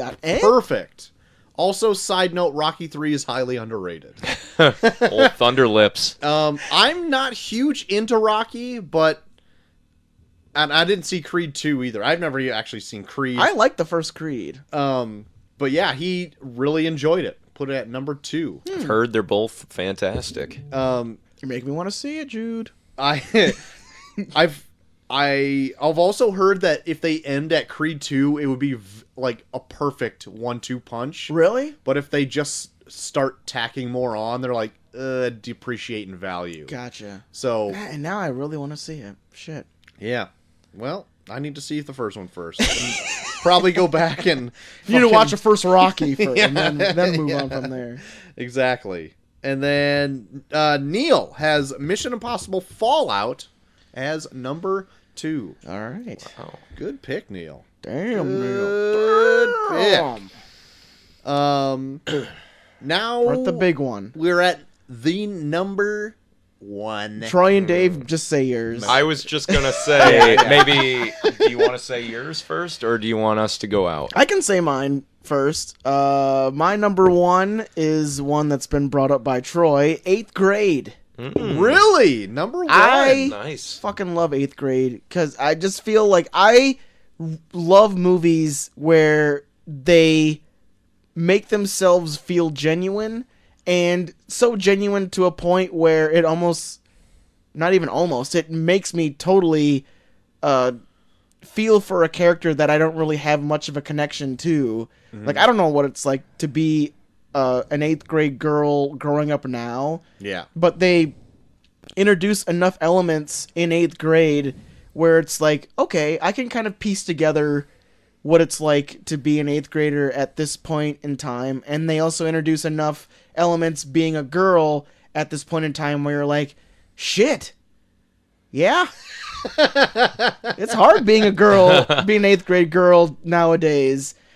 Just because, like, based on things I've experienced, based on, like, how they introduce certain types of music at certain points, and how they introduce how other characters interact with Kayla, the main character in this, it all feels like a genuine human experience, not even like an 8th grade experience, a human experience. Yeah. And I thought, like, Bo Burnham portrays that in such a way where it's like, I can literally put myself, a 31-year-old man, in the shoes of an 8th grade girl now and be like, I know exactly what you're going through. And that is fucking awesome. I I also I wouldn't I guess I would never expect a person that I watched on YouTube like 10 years ago is like now like directing movies, and they're great. Like I never even scoffed at his YouTube content back then. It was just like goofy songs and shit. And even when he got into stand-up, I was like, really? You're just gonna go into stand-up now? And it's not his strongest stuff, but it's also not bad. His stand-up is actually pretty smart too. Yeah, it is. And then like he's like, yeah, I got this idea for a movie, and then he just went out and did it, and then it's like completely genuine. Yeah, it's not like I'm just like blown away with Bo Burnham. Yeah, like I don't want to blow him or anything like that, but like he's like I'm super. There's nobody else like him. The way people talk in this too, like it's not like in a movie sense where everything is perfect. He makes people throw in ums and ahs in the perfect ways. Yeah. Where you feel like I'm watching an actual person going through an experience. The actors they have in this too, like we usually dog on kid actor because they're like, whatever. Yeah. But the main character in this, Kayla, is superb. Yeah. In this role. And then I also loved how the movie is framed out by like her YouTube videos that she creates as like a weird juxtaposition of what's like she sets up and what then happens. And I totally know, like I was like this where it's like you're so much more comfortable being in front of a camera and like putting on a facade or whatever. Yeah, putting on like just being like, oh, this is exactly what I am, and then getting in front of people and then you just freeze up and you're just completely different. Like every single aspect of this, it felt like a genuine person. You're following a genuine person going through life experiences to where when they actually are encountered with things that are uncomfortable and like borderline like criminal, you're like, oh my god, are you okay? Like I want to like crawl through the screen and beat this fucking person's ass for you. Yeah. The even just to harken back to her YouTube videos too, which is like just another point of like kind of like you feel bad for her, is that she continually puts them out even though they get like no views. Yeah, but it's not for people, it's for her. I get that. I get that too, but she's still like hearkening to people's like, if you like this stuff, like and subscribe, and she does like that whole spiel at the end of like every YouTube video, whatever. Yeah. And then you look at like her page at one point and like every 6 videos has like maybe 1 or 2 views on it, and it's like, oh god, like it's just, it makes you feel just a little bit sadder for this whole situation but going it's like on. the only place she feels comfortable is in front of like her webcam, so it's like it's her way of trying to make friends. So yeah, which makes it sad because now like the only friends that she feels she can make are watching her videos maybe once or twice. That one other person out there that stumbled upon it that auto-played into something else. But it's she feels like such a I could literally probably like find her around here. I could find someone exactly like her. Like I feel like I could. Like she feels like such an actual person. Mm-hmm. And that's what I love the most about this movie, is that it's like it presents a character to you that feels like someone you've probably met. And it's like, okay, yeah, and then it puts you in experiences that you would never see that she goes through, where it's like, oh my god, I feel what you went through, because I kind of know someone like you. Mm-hmm. Yeah. It's fucking awesome. I think it's perfect. I love it. Yeah. That's why it's my #1 movie. It's very good. Dave, you got anything to add into this? I do not, unfortunately. It sounds good. It sounds heart-wrenching with that whole YouTube thing. No, I want to check it out. It's good. I don't know anything about Bo Burnham. How'd I miss this guy? What's his thing? He blew up on YouTube like 10 years ago. Probably even more than that now, when like YouTube was still kind of young.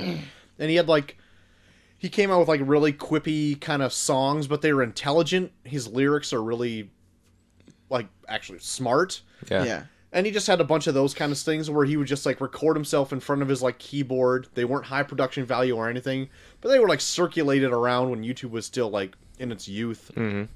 And then like he got popular from that. I think he was the first few people to actually be able to monetize on all that kind of stuff. But all of his stuff was circulated through like Facebook and Twitter and all that kind of stuff. And then he got into stand-up maybe 5 years ago or so. I don't know exactly when. He's had a few Comedy Central specials. Mm-hmm. He has a special on Netflix called What? Oh, I've seen that one. That one's good. Is this his first movie? Yeah. Yeah, it's his first. He's wrote and directed it. Does he have like a daughter? What made him pick this? No, I don't. I just think because he himself kind of comes off as socially awkward, so I think he kind of expressed that through this character. Yeah. Because you even watch his stand-up where it's like if something doesn't hit right, you can see that he just kind of like doesn't know what to do, and then he kind of goes into the next thing, and then he's like, "Oh, okay, I'm back on track now." Where it's like you can see that he's kind of that socially awkward in that sense. Yeah. Yeah, I don't think he was like that character that he wrote in this movie, but he definitely was that kind of person that wasn't popular in school or anything, but he lives in the modern age of like putting stuff out on social media and stuff where like an older generation of moviegoers, when they think of social media, don't think the same way. Right. Like he knows the grungy aspect of it where it's like it can be shitty. And like you see that kind of in this. Actually, it's social media's not like huge in this movie, but like it's how people communicate. Yeah, but it's not like a shitty part of like this whole kind of movie. It's just like an aspect of it that's like it's people's lives now. Yeah, it's mostly just a portrayal of like somebody that is socially awkward trying to find out where they're going to fit into another milestone in their life. Yeah, I think it's really good. Cool. Yeah. Cool. Yeah. I recommend everyone to check it out. I will. Yeah. And check out a review of it. That's right. I'm not going to go that far. You son of a bitch. Fair enough. All right. Troy, should we take this baby home? Sure. Do you want just to have our guest people throw in their number ones before we go into it? Yeah. Dinosaur Neil, Avengers Infinity War at his number one movie of the year. We went on about it for a while. Neil, good pick. Toyed with it. Jude may have one that may surprise you. A little off kilter there from Down Under. Paddington 2 Oh my is number one movie of the year. You just made a best friend. Jude, we need to hang out sometime. We got a pen pal here for you, Troy. We need to get him via Skype on the show. Oh my god, Jude, if you're listening to this, Let's do the Paddington movies. are you fucking kidding? Jude, With Jude. Are you into this? Circle yes or no. His quote saying, "Generally surprising me, this movie is spectacular. I dare say the most charming movie I've seen this decade. There is literally nothing I don't love about this movie. Amid all the finger snapping, I think it's finger snapping. It was a typo. Threats of nuclear holocaust in movies and otherwise. This movie is the purest of escapism. A++, 11 out of 10, 10 buckets, etc., etc." He mommed it. He did this on the fly, so he couldn't really find a space for Death of Stalin, First Man, Quiet Place, or Ready Player One, and still need to see that Mr. Rogers documentary. That was good. That was good. I didn't see that yet either. I need to see that. Thought about putting it on. Mr. Rogers sounded like such a fucking cool guy. Oh, yeah. Like the whole thing where like the guy sent him a picture of his ass and then he gave it to him with like a card or something. I have no idea what you're talking about, but it sounds amazing. Oh no, and you gotta friendly. check it out. So yeah, Paddington 2 is his number one movie of the year. And Eric, a.k.a. El Generic O. Well, what's his number one?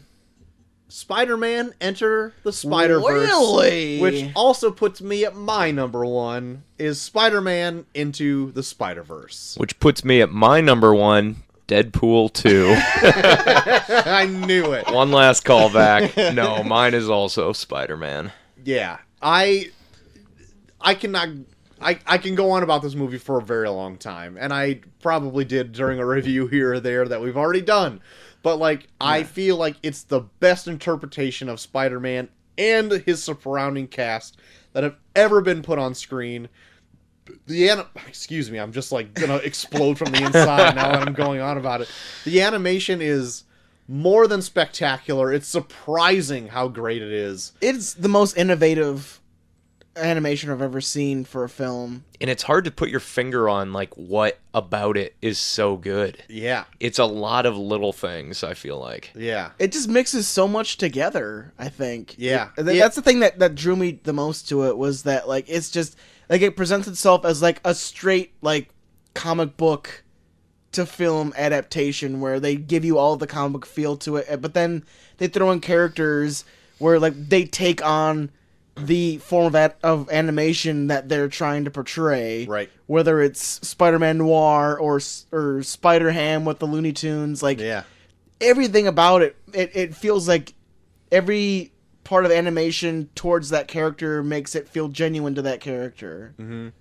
And not only the fact that they introduce like 7 or 8 characters in this movie, nobody feels shortchanged. There's no other movies to like get backstories to any of these characters. Yeah. They all feel like full-fledged people. It's like 100 minutes long. Like, that's a definite quality of like a movie of the year for me. Like, so like I can't even find like a negative of this movie at all. Yeah. I can't. No. I don't know what to nitpick at all. Like, I loved almost everything about this movie. I know. Like, I had to grasp for straws to nitpick.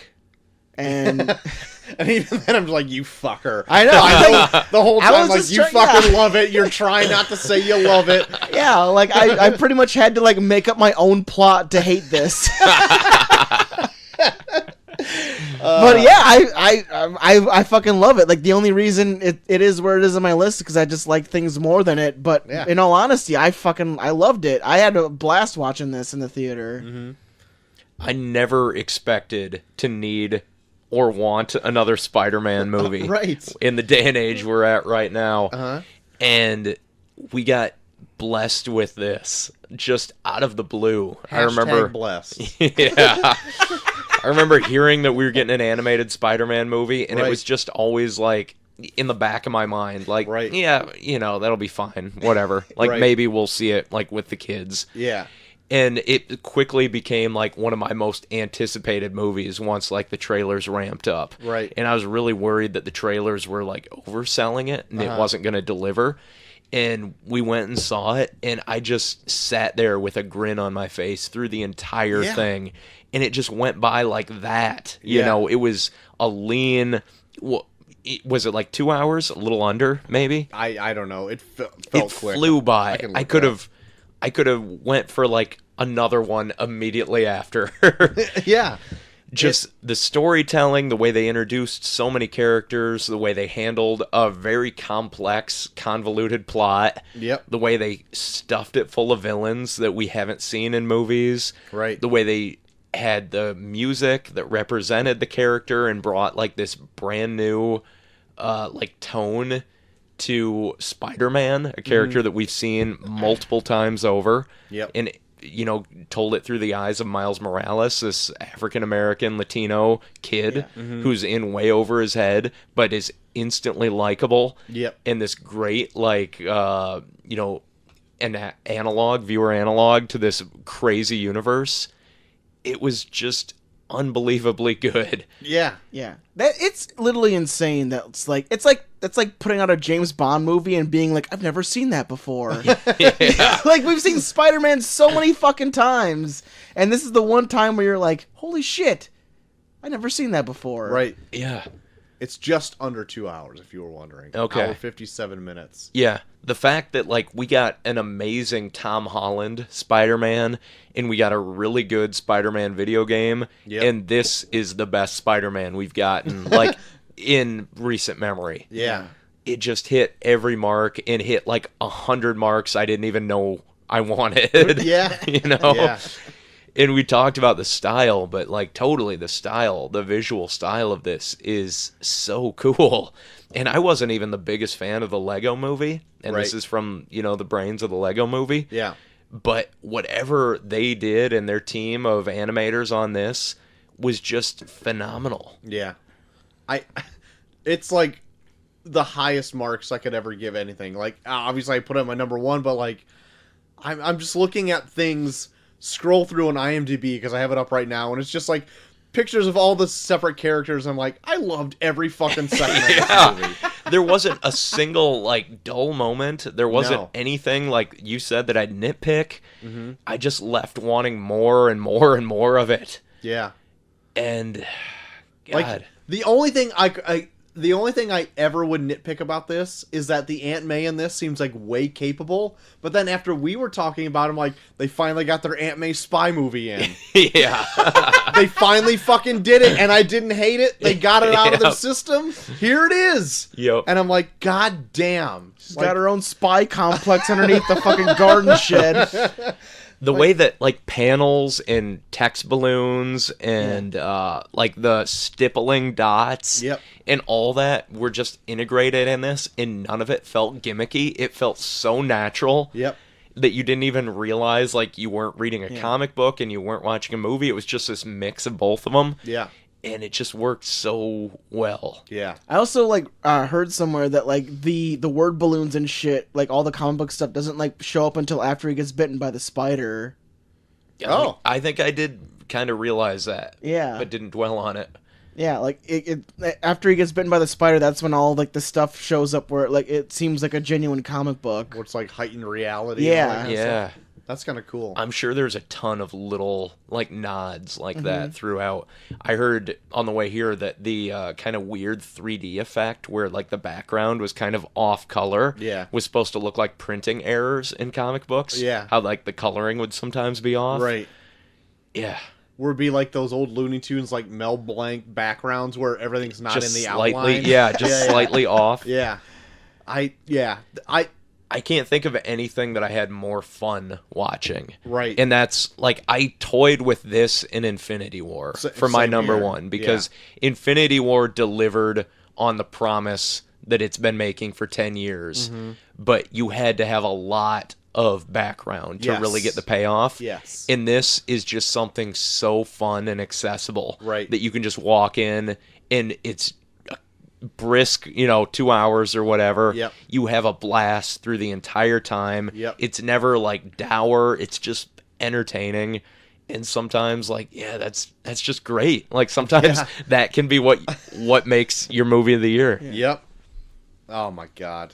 Maybe I have this so low on my list because I'm just jealous on how this made you guys feel so awesome. Well, I had Hereditary a couple below this, so that was at one time my movie of the year. Pick your battles. Yeah, I mean, I totally get that. Like this movie for me and Dave is like our number one because it's like this is our bread and butter. Oh no, I type get stuff. it. I loved it for what it was. I mean, it is what it is for me because it's like I don't have that connection to like the comic film adaptation as you do, but I still loved it. Yeah. Oh my God. I think great. everyone loved it, and that's cool. Like, we can all love it in varying degrees, and if you're a comic fan, this is like the second coming. Yeah. And if you're not a comic fan, it's the best animated movie you've seen all year. Yeah. For sure. I brought up when we reviewed it on YouTube that like Sony's been on a tear. I think I probably even said on this too, where they have like Spider-Man: Homecoming that was very well received.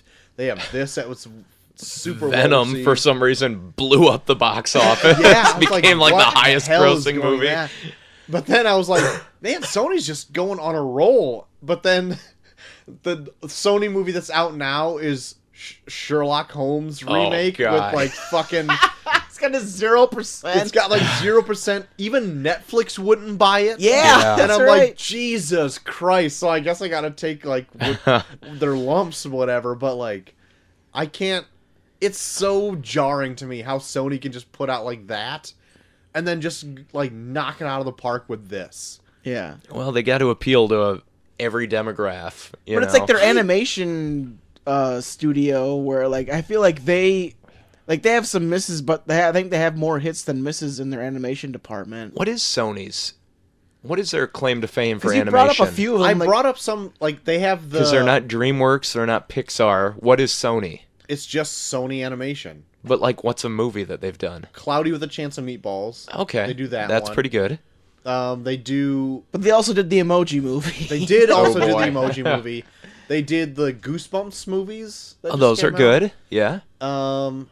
Fuck. There's another big one that came out. Like, I feel like whoever's helming the animation is more on track than like the actual Sony.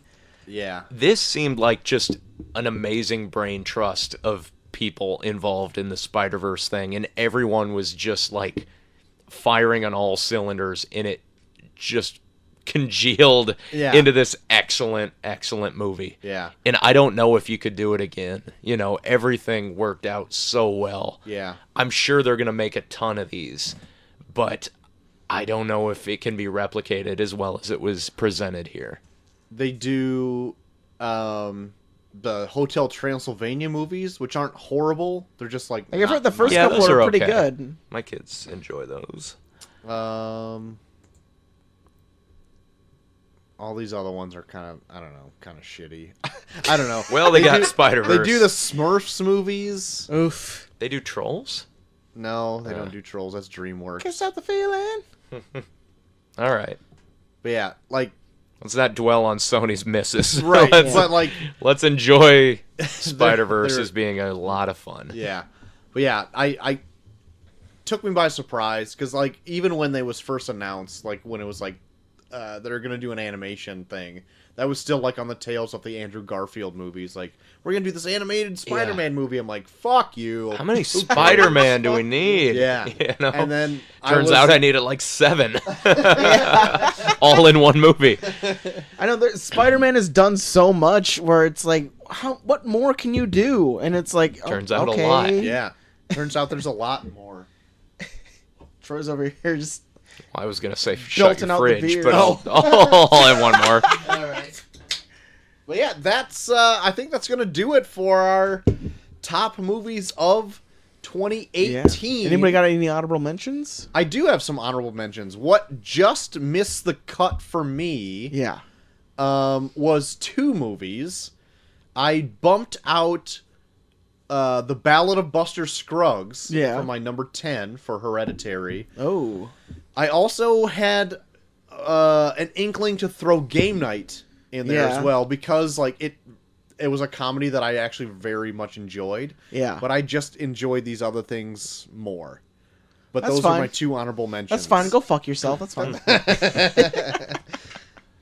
Dave, you had any honorable mentions? I don't know how honorable any of these were, but as I said, I saw a lot of like popcorn movies this year. Yeah. And I even had a couple of them in my top, but I saw a lot of like blockbuster movies that were all pretty enjoyable, but none of them were great. To write home about. You know? Like, I'm able to see movies with my kids in the theater now, so we see stuff that I wouldn't normally go out and see. Yeah. But I saw, like, the new Jurassic World I enjoyed. Aquaman was pretty good. Yeah. Rampage was surprisingly better than I expected. liked Rampage way more than I should have. Yeah. That last, like, half hour God was a damn blast. it. The Rock gets shot and he doesn't give a shit. No, just keeps on going.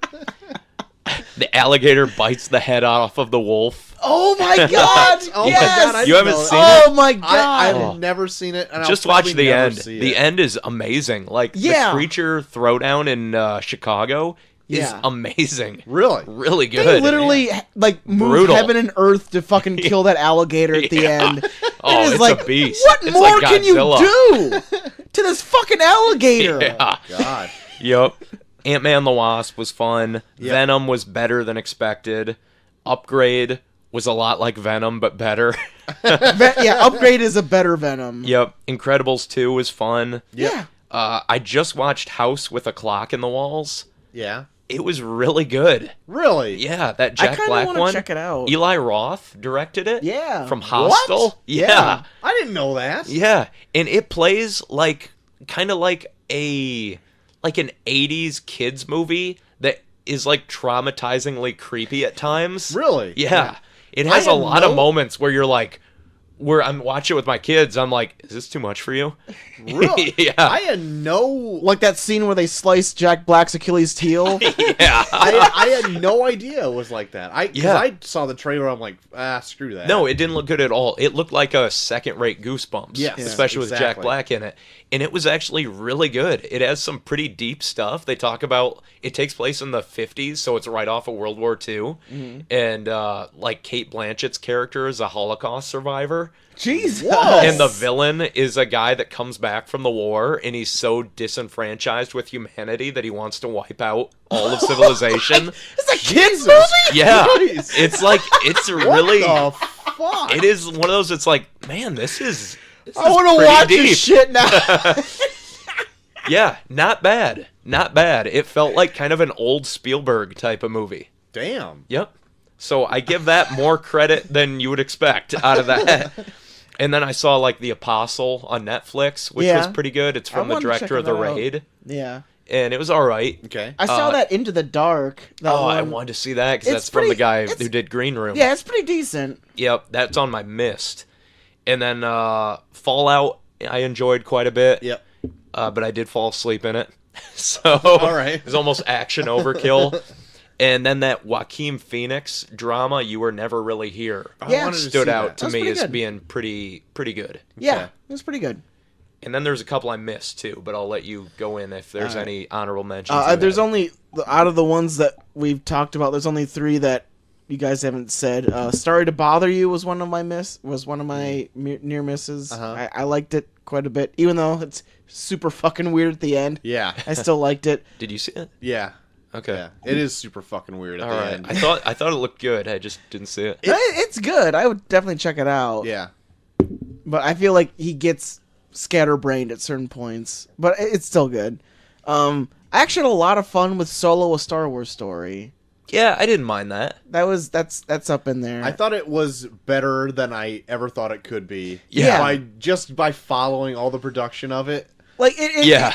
yeah. If you didn't have all that going in, you'd be like, yeah, this is fun. Yeah. like And you're like, then you see it and you're like, that was pretty amazing. Like Yeah. being pretty much Yeah. filmed twice. yeah, selfishly, I probably would have shit on this if it wasn't a Star Wars movie, but Star Wars movie, and it's like characters that I've like grown up with. Like it felt like a genuine fun adventure movie where I'm like, Yeah. I'm having fun. Wasn't I like high this. stakes. No, Just kind of like it was, a caper. It was fun. Yeah. It was a lot of fun. And A Prayer Before Dawn is a movie that I really liked from last year. It's pretty much I think I brought it up on here as something that I watched where it's about a guy. It's based on a true story where like this British guy grows up in Thailand as a kickboxer and then gets put in jail for using drugs, and like I guess like they actually filmed in an actual Thai prison, and it is Oh, you were telling me about this. it is the most uncomfortable movie to watch because nothing about it looks fun. It looks like the worst experience you can ever have. Like, there's a literal scene where a guy fucking takes a syringe and takes blood out of himself and says, "I have AIDS," and holds it to his neck. God damn. I remember you telling me this, but I Blocked it from yeah, your memory. I guess you just rekindled that memory. Yeah. But it's pretty much like, it's like Rocky if Rocky was super fucked. Because he's like in a prison where like he gets in part of this like kickboxing ring, and like everyone around him is like this cutthroat inmate, and it's really fucking good, but it is like uncomfortable to watch at certain points. Oh shit. But I loved it. I thought it was really good. You love that weird, depressing shit. That's right. You ever seen Hunger? Hunger. Michael Fassbender is in it. It's by the guy that did Shame and 12 Years a Slave. Yeah. That is a fucking tough I watch. know. He looks like he's about ready to fucking He does a Christian Bale machinist implode. type Yeah, he of... like yeah. He's like I would laying say in a worse than Bale did. He's like laying on Really? a cot, like you can like see like his fucking like You can wrist. see the inside of his rib cage. Yeah. with Yeah, how it's skinny about he a guy is. in a prison going on a hunger strike, and he looks like he's about ready to like implode. Yeah. I half heard about this movie, but I didn't know he got like Oh, so yeah, thin. you didn't hear anything about him doing that. No. But I mean, if he did it, if it wasn't like CGI or something, I assume he really did it. But it is like notable in terms of body transformations for actors. Really? Yeah, it's bad in it. Yeah. Yeah, I haven't heard anything about like him like losing a ton of weight for that shit. But you heard it all over the place when Bale went from like Machinist to Batman Begins. That's because Fassbender don't brag, yo. I guess so. Fassbender's coming into like weird territory where he's kind of like in everything. What's he been in lately? Yeah. Well, like he was in that Snowman movie, which is awful. Oh yeah, he was that in looked Assassin's good too, Creed. and then it was That supposed to be awful. terrible. He's in these X-Men movies, which are kind of like hit and miss. Yeah, mostly X-Men might have been awful. what did it. And then then he'll be in like these indie things that are like, that was really great. Yeah. Like, man, he was really good in this. Yeah. It's like, where is the disconnect? Do you see Shame? I loved Shane. Shane was good. Yeah. The what I ongoing actually joke is saw. that me and Troy have a mutual friend where like we lived together in the same house for a little bit, and when I watched Shame, every time she walked into the living room, Michael Fassbender was having sex, where she was like convinced that I wanted to fuck Michael Fassbender. I swear that to God, this is not a Michael Fassbender porno. I'm watching Shame. Me and Neil had an ongoing joke with that movie as well. It's a lot more random, where we were watching that movie for some reason together, and there's a part where he like drops to his knees at the end and he just like screams on a dock, and Neil for whatever reason said like, wouldn't it be great if he transformed into a Jeep? So we just have this association with the movie Shame, where at some point for no reason Michael Fassbender would just like morph into a Jeep and drive off. It is like a running joke. If you ask Neil about Michael Fassbender in a Jeep, he will know exactly what you're talking about. That sounds like some horse shit that Neil would bring up. I'm too drunk for that reference. Oh my god. Can we talk about a couple that we missed? Fuck. Yeah, of course. All right, you want me to take it? Go for it. All right, so I wanted to see the Black Klansman, Yeah. which I heard was good. Maybe not. No, it's. I think it's one of Spike Lee's better movies. Okay. I liked it quite a bit. Very hit or miss on Spike Lee. I know my thing is that he gets kind of preachy with his movies, and he gets preachy in this, but I feel like he hits more points that are relevant to a broader audience in this than usual. Yeah, my favorite Spike Lee movie is Summer of Sam. You ever seen that I one? don't think I've seen Summer Oh, of it's Sam. great. It's really good. Buster Skaggs, one of them. Scruggs. Scruggs. Scruggs. I have Scugs, so we're all wrong, or I'm wrong twice, and you're correct. Hold the Dark, which you mentioned. Bad Times at the El Royale, which someone mentioned. Revenge. Have you heard of this one? It's an Australian No. revenge movie. It's supposed to be great. It's supposed to be kind of like a I Spit on Your Grave type of thing, but actually like good. For that. Not just like horribly gratuitous, like a female empowerment revenge on these guys movie. Nice. Overlord, I missed. Yeah, Wanted to I see saw it. that. Was it good? Heard good things. Yeah. And my big miss was Suspiria. Movie I was waiting all fucking year for, and nowhere around here got it. Yeah. Yeah. Came I out on didn't my see it. birthday. I was looking forward to it. Nowhere. Like Ah. within 100 miles got this movie. And it comes out like on DVD January like 25th. So I just fucking missed it God to put it on my list. So that's my big regret. Some movies that I missed Annihilation. We brought that up probably a bunch of times. I also missed Black Klansman. I wanted to see A Star Is Born. I never got to see Upgrade. And a movie that's out now that I don't think is going to be around here is also Stan and Ollie. Like the weird biopic Yeah. about Laurel and Hardy. I was really into him as a kid, but I... surprisingly, John C. Reilly is in this, which is getting critical acclaim, and then also he plays Dr. Watson in a bullshit fucktard movie. The funny thing is, hasn't this Holmes and Watson movie been like in production for like 10 years? Yeah, I think there was some I remember, floating around. yeah, I remember when Robert Downey Jr. his Sherlock Holmes was coming out. They were like, oh, it's going to have to compete with this Will Ferrell Sherlock Holmes movie. So this has been going on forever. And they just finally got to it. And it's terrible. Well, yeah, maybe it's one of those, I've heard, like, people will put out, like, if they have a grudge against somebody, they'll put out terrible movies that they made just to, like, fuck them in the Oscars. I wonder if, like, they tried to fuck John C. Riley for, like, Stan and Ollie or something.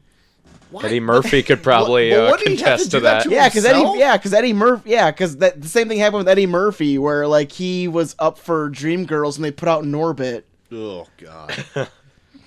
Well, anyway, Stan and Ollie's on my list. I kind of want to see that. Look, I think it looks great. I like how they're catching up with them, like, later in their careers, where they're kind of, like, down and out, and they come back, and they're just best friends. Yeah, they're doing, like, a reunion tour or something. Yeah. Anyway, it looks good to me. I'm curious. Yeah, I'm curious to see it, too. I want to see it. Anyway, anything you missed, JT? This year? I didn't make a list about it because everything? I'm pretty much gonna watch whatever I miss coming up. I'm trying to think of what's in theaters that I really want to see. I almost saw Spider-Verse again.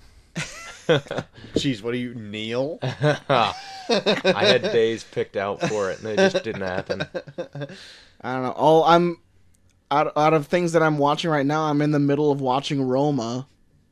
I heard that was good. Which, it's fun so far. I'm like maybe like an hour into it, and it's definitely one of those where it's mostly based on cinematography. Like it's not really like a story driven.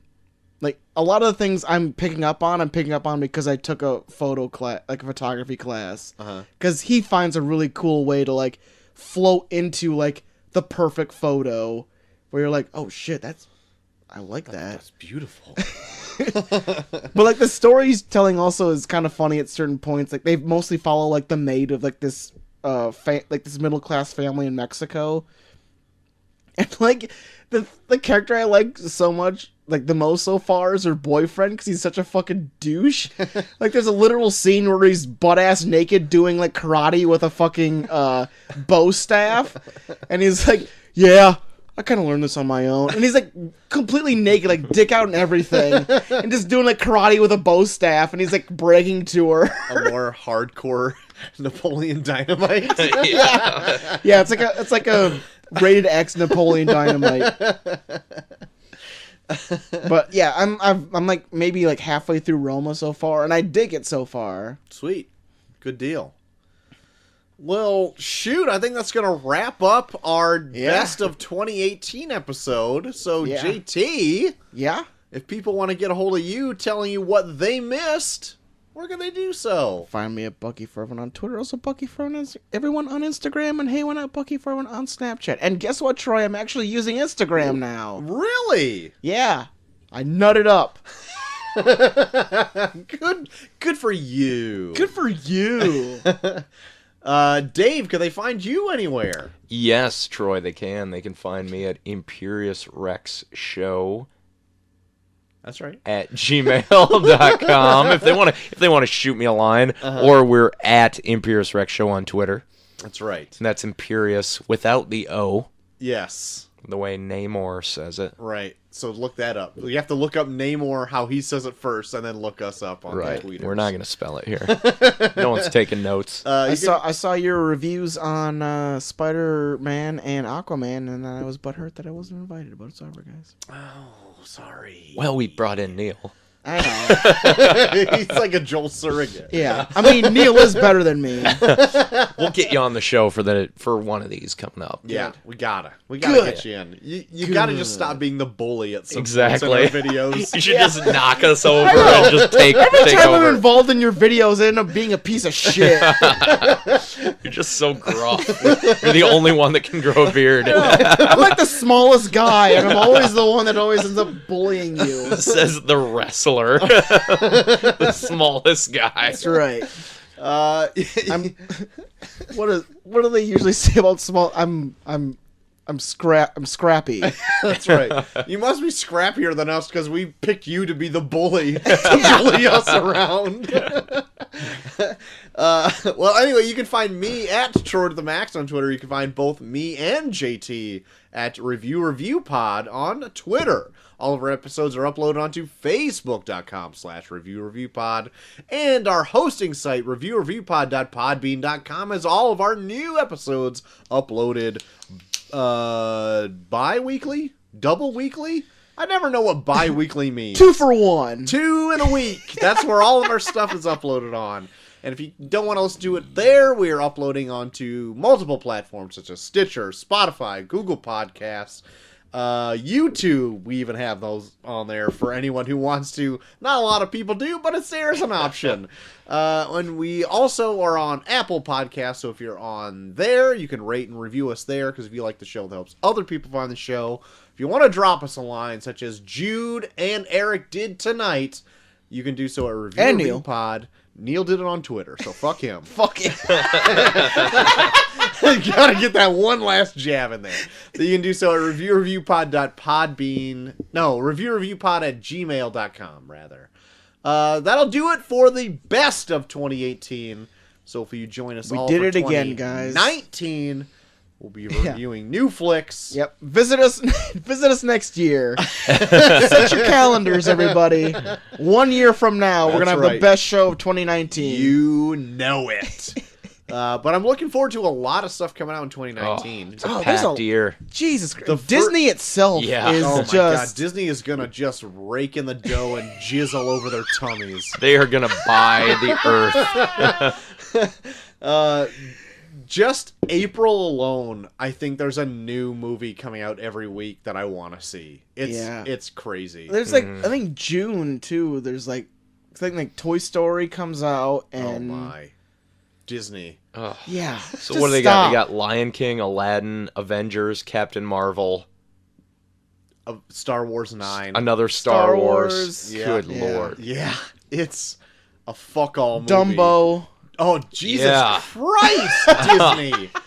You're just killing. That's half the year right there. Yeah. And every one of those is going to bring in like the highest grossing movie of all time. Yeah. Yeah. Lion King will probably hit that. Lion King will Lion hit King is going to be the $1 highest grossing movie of next year.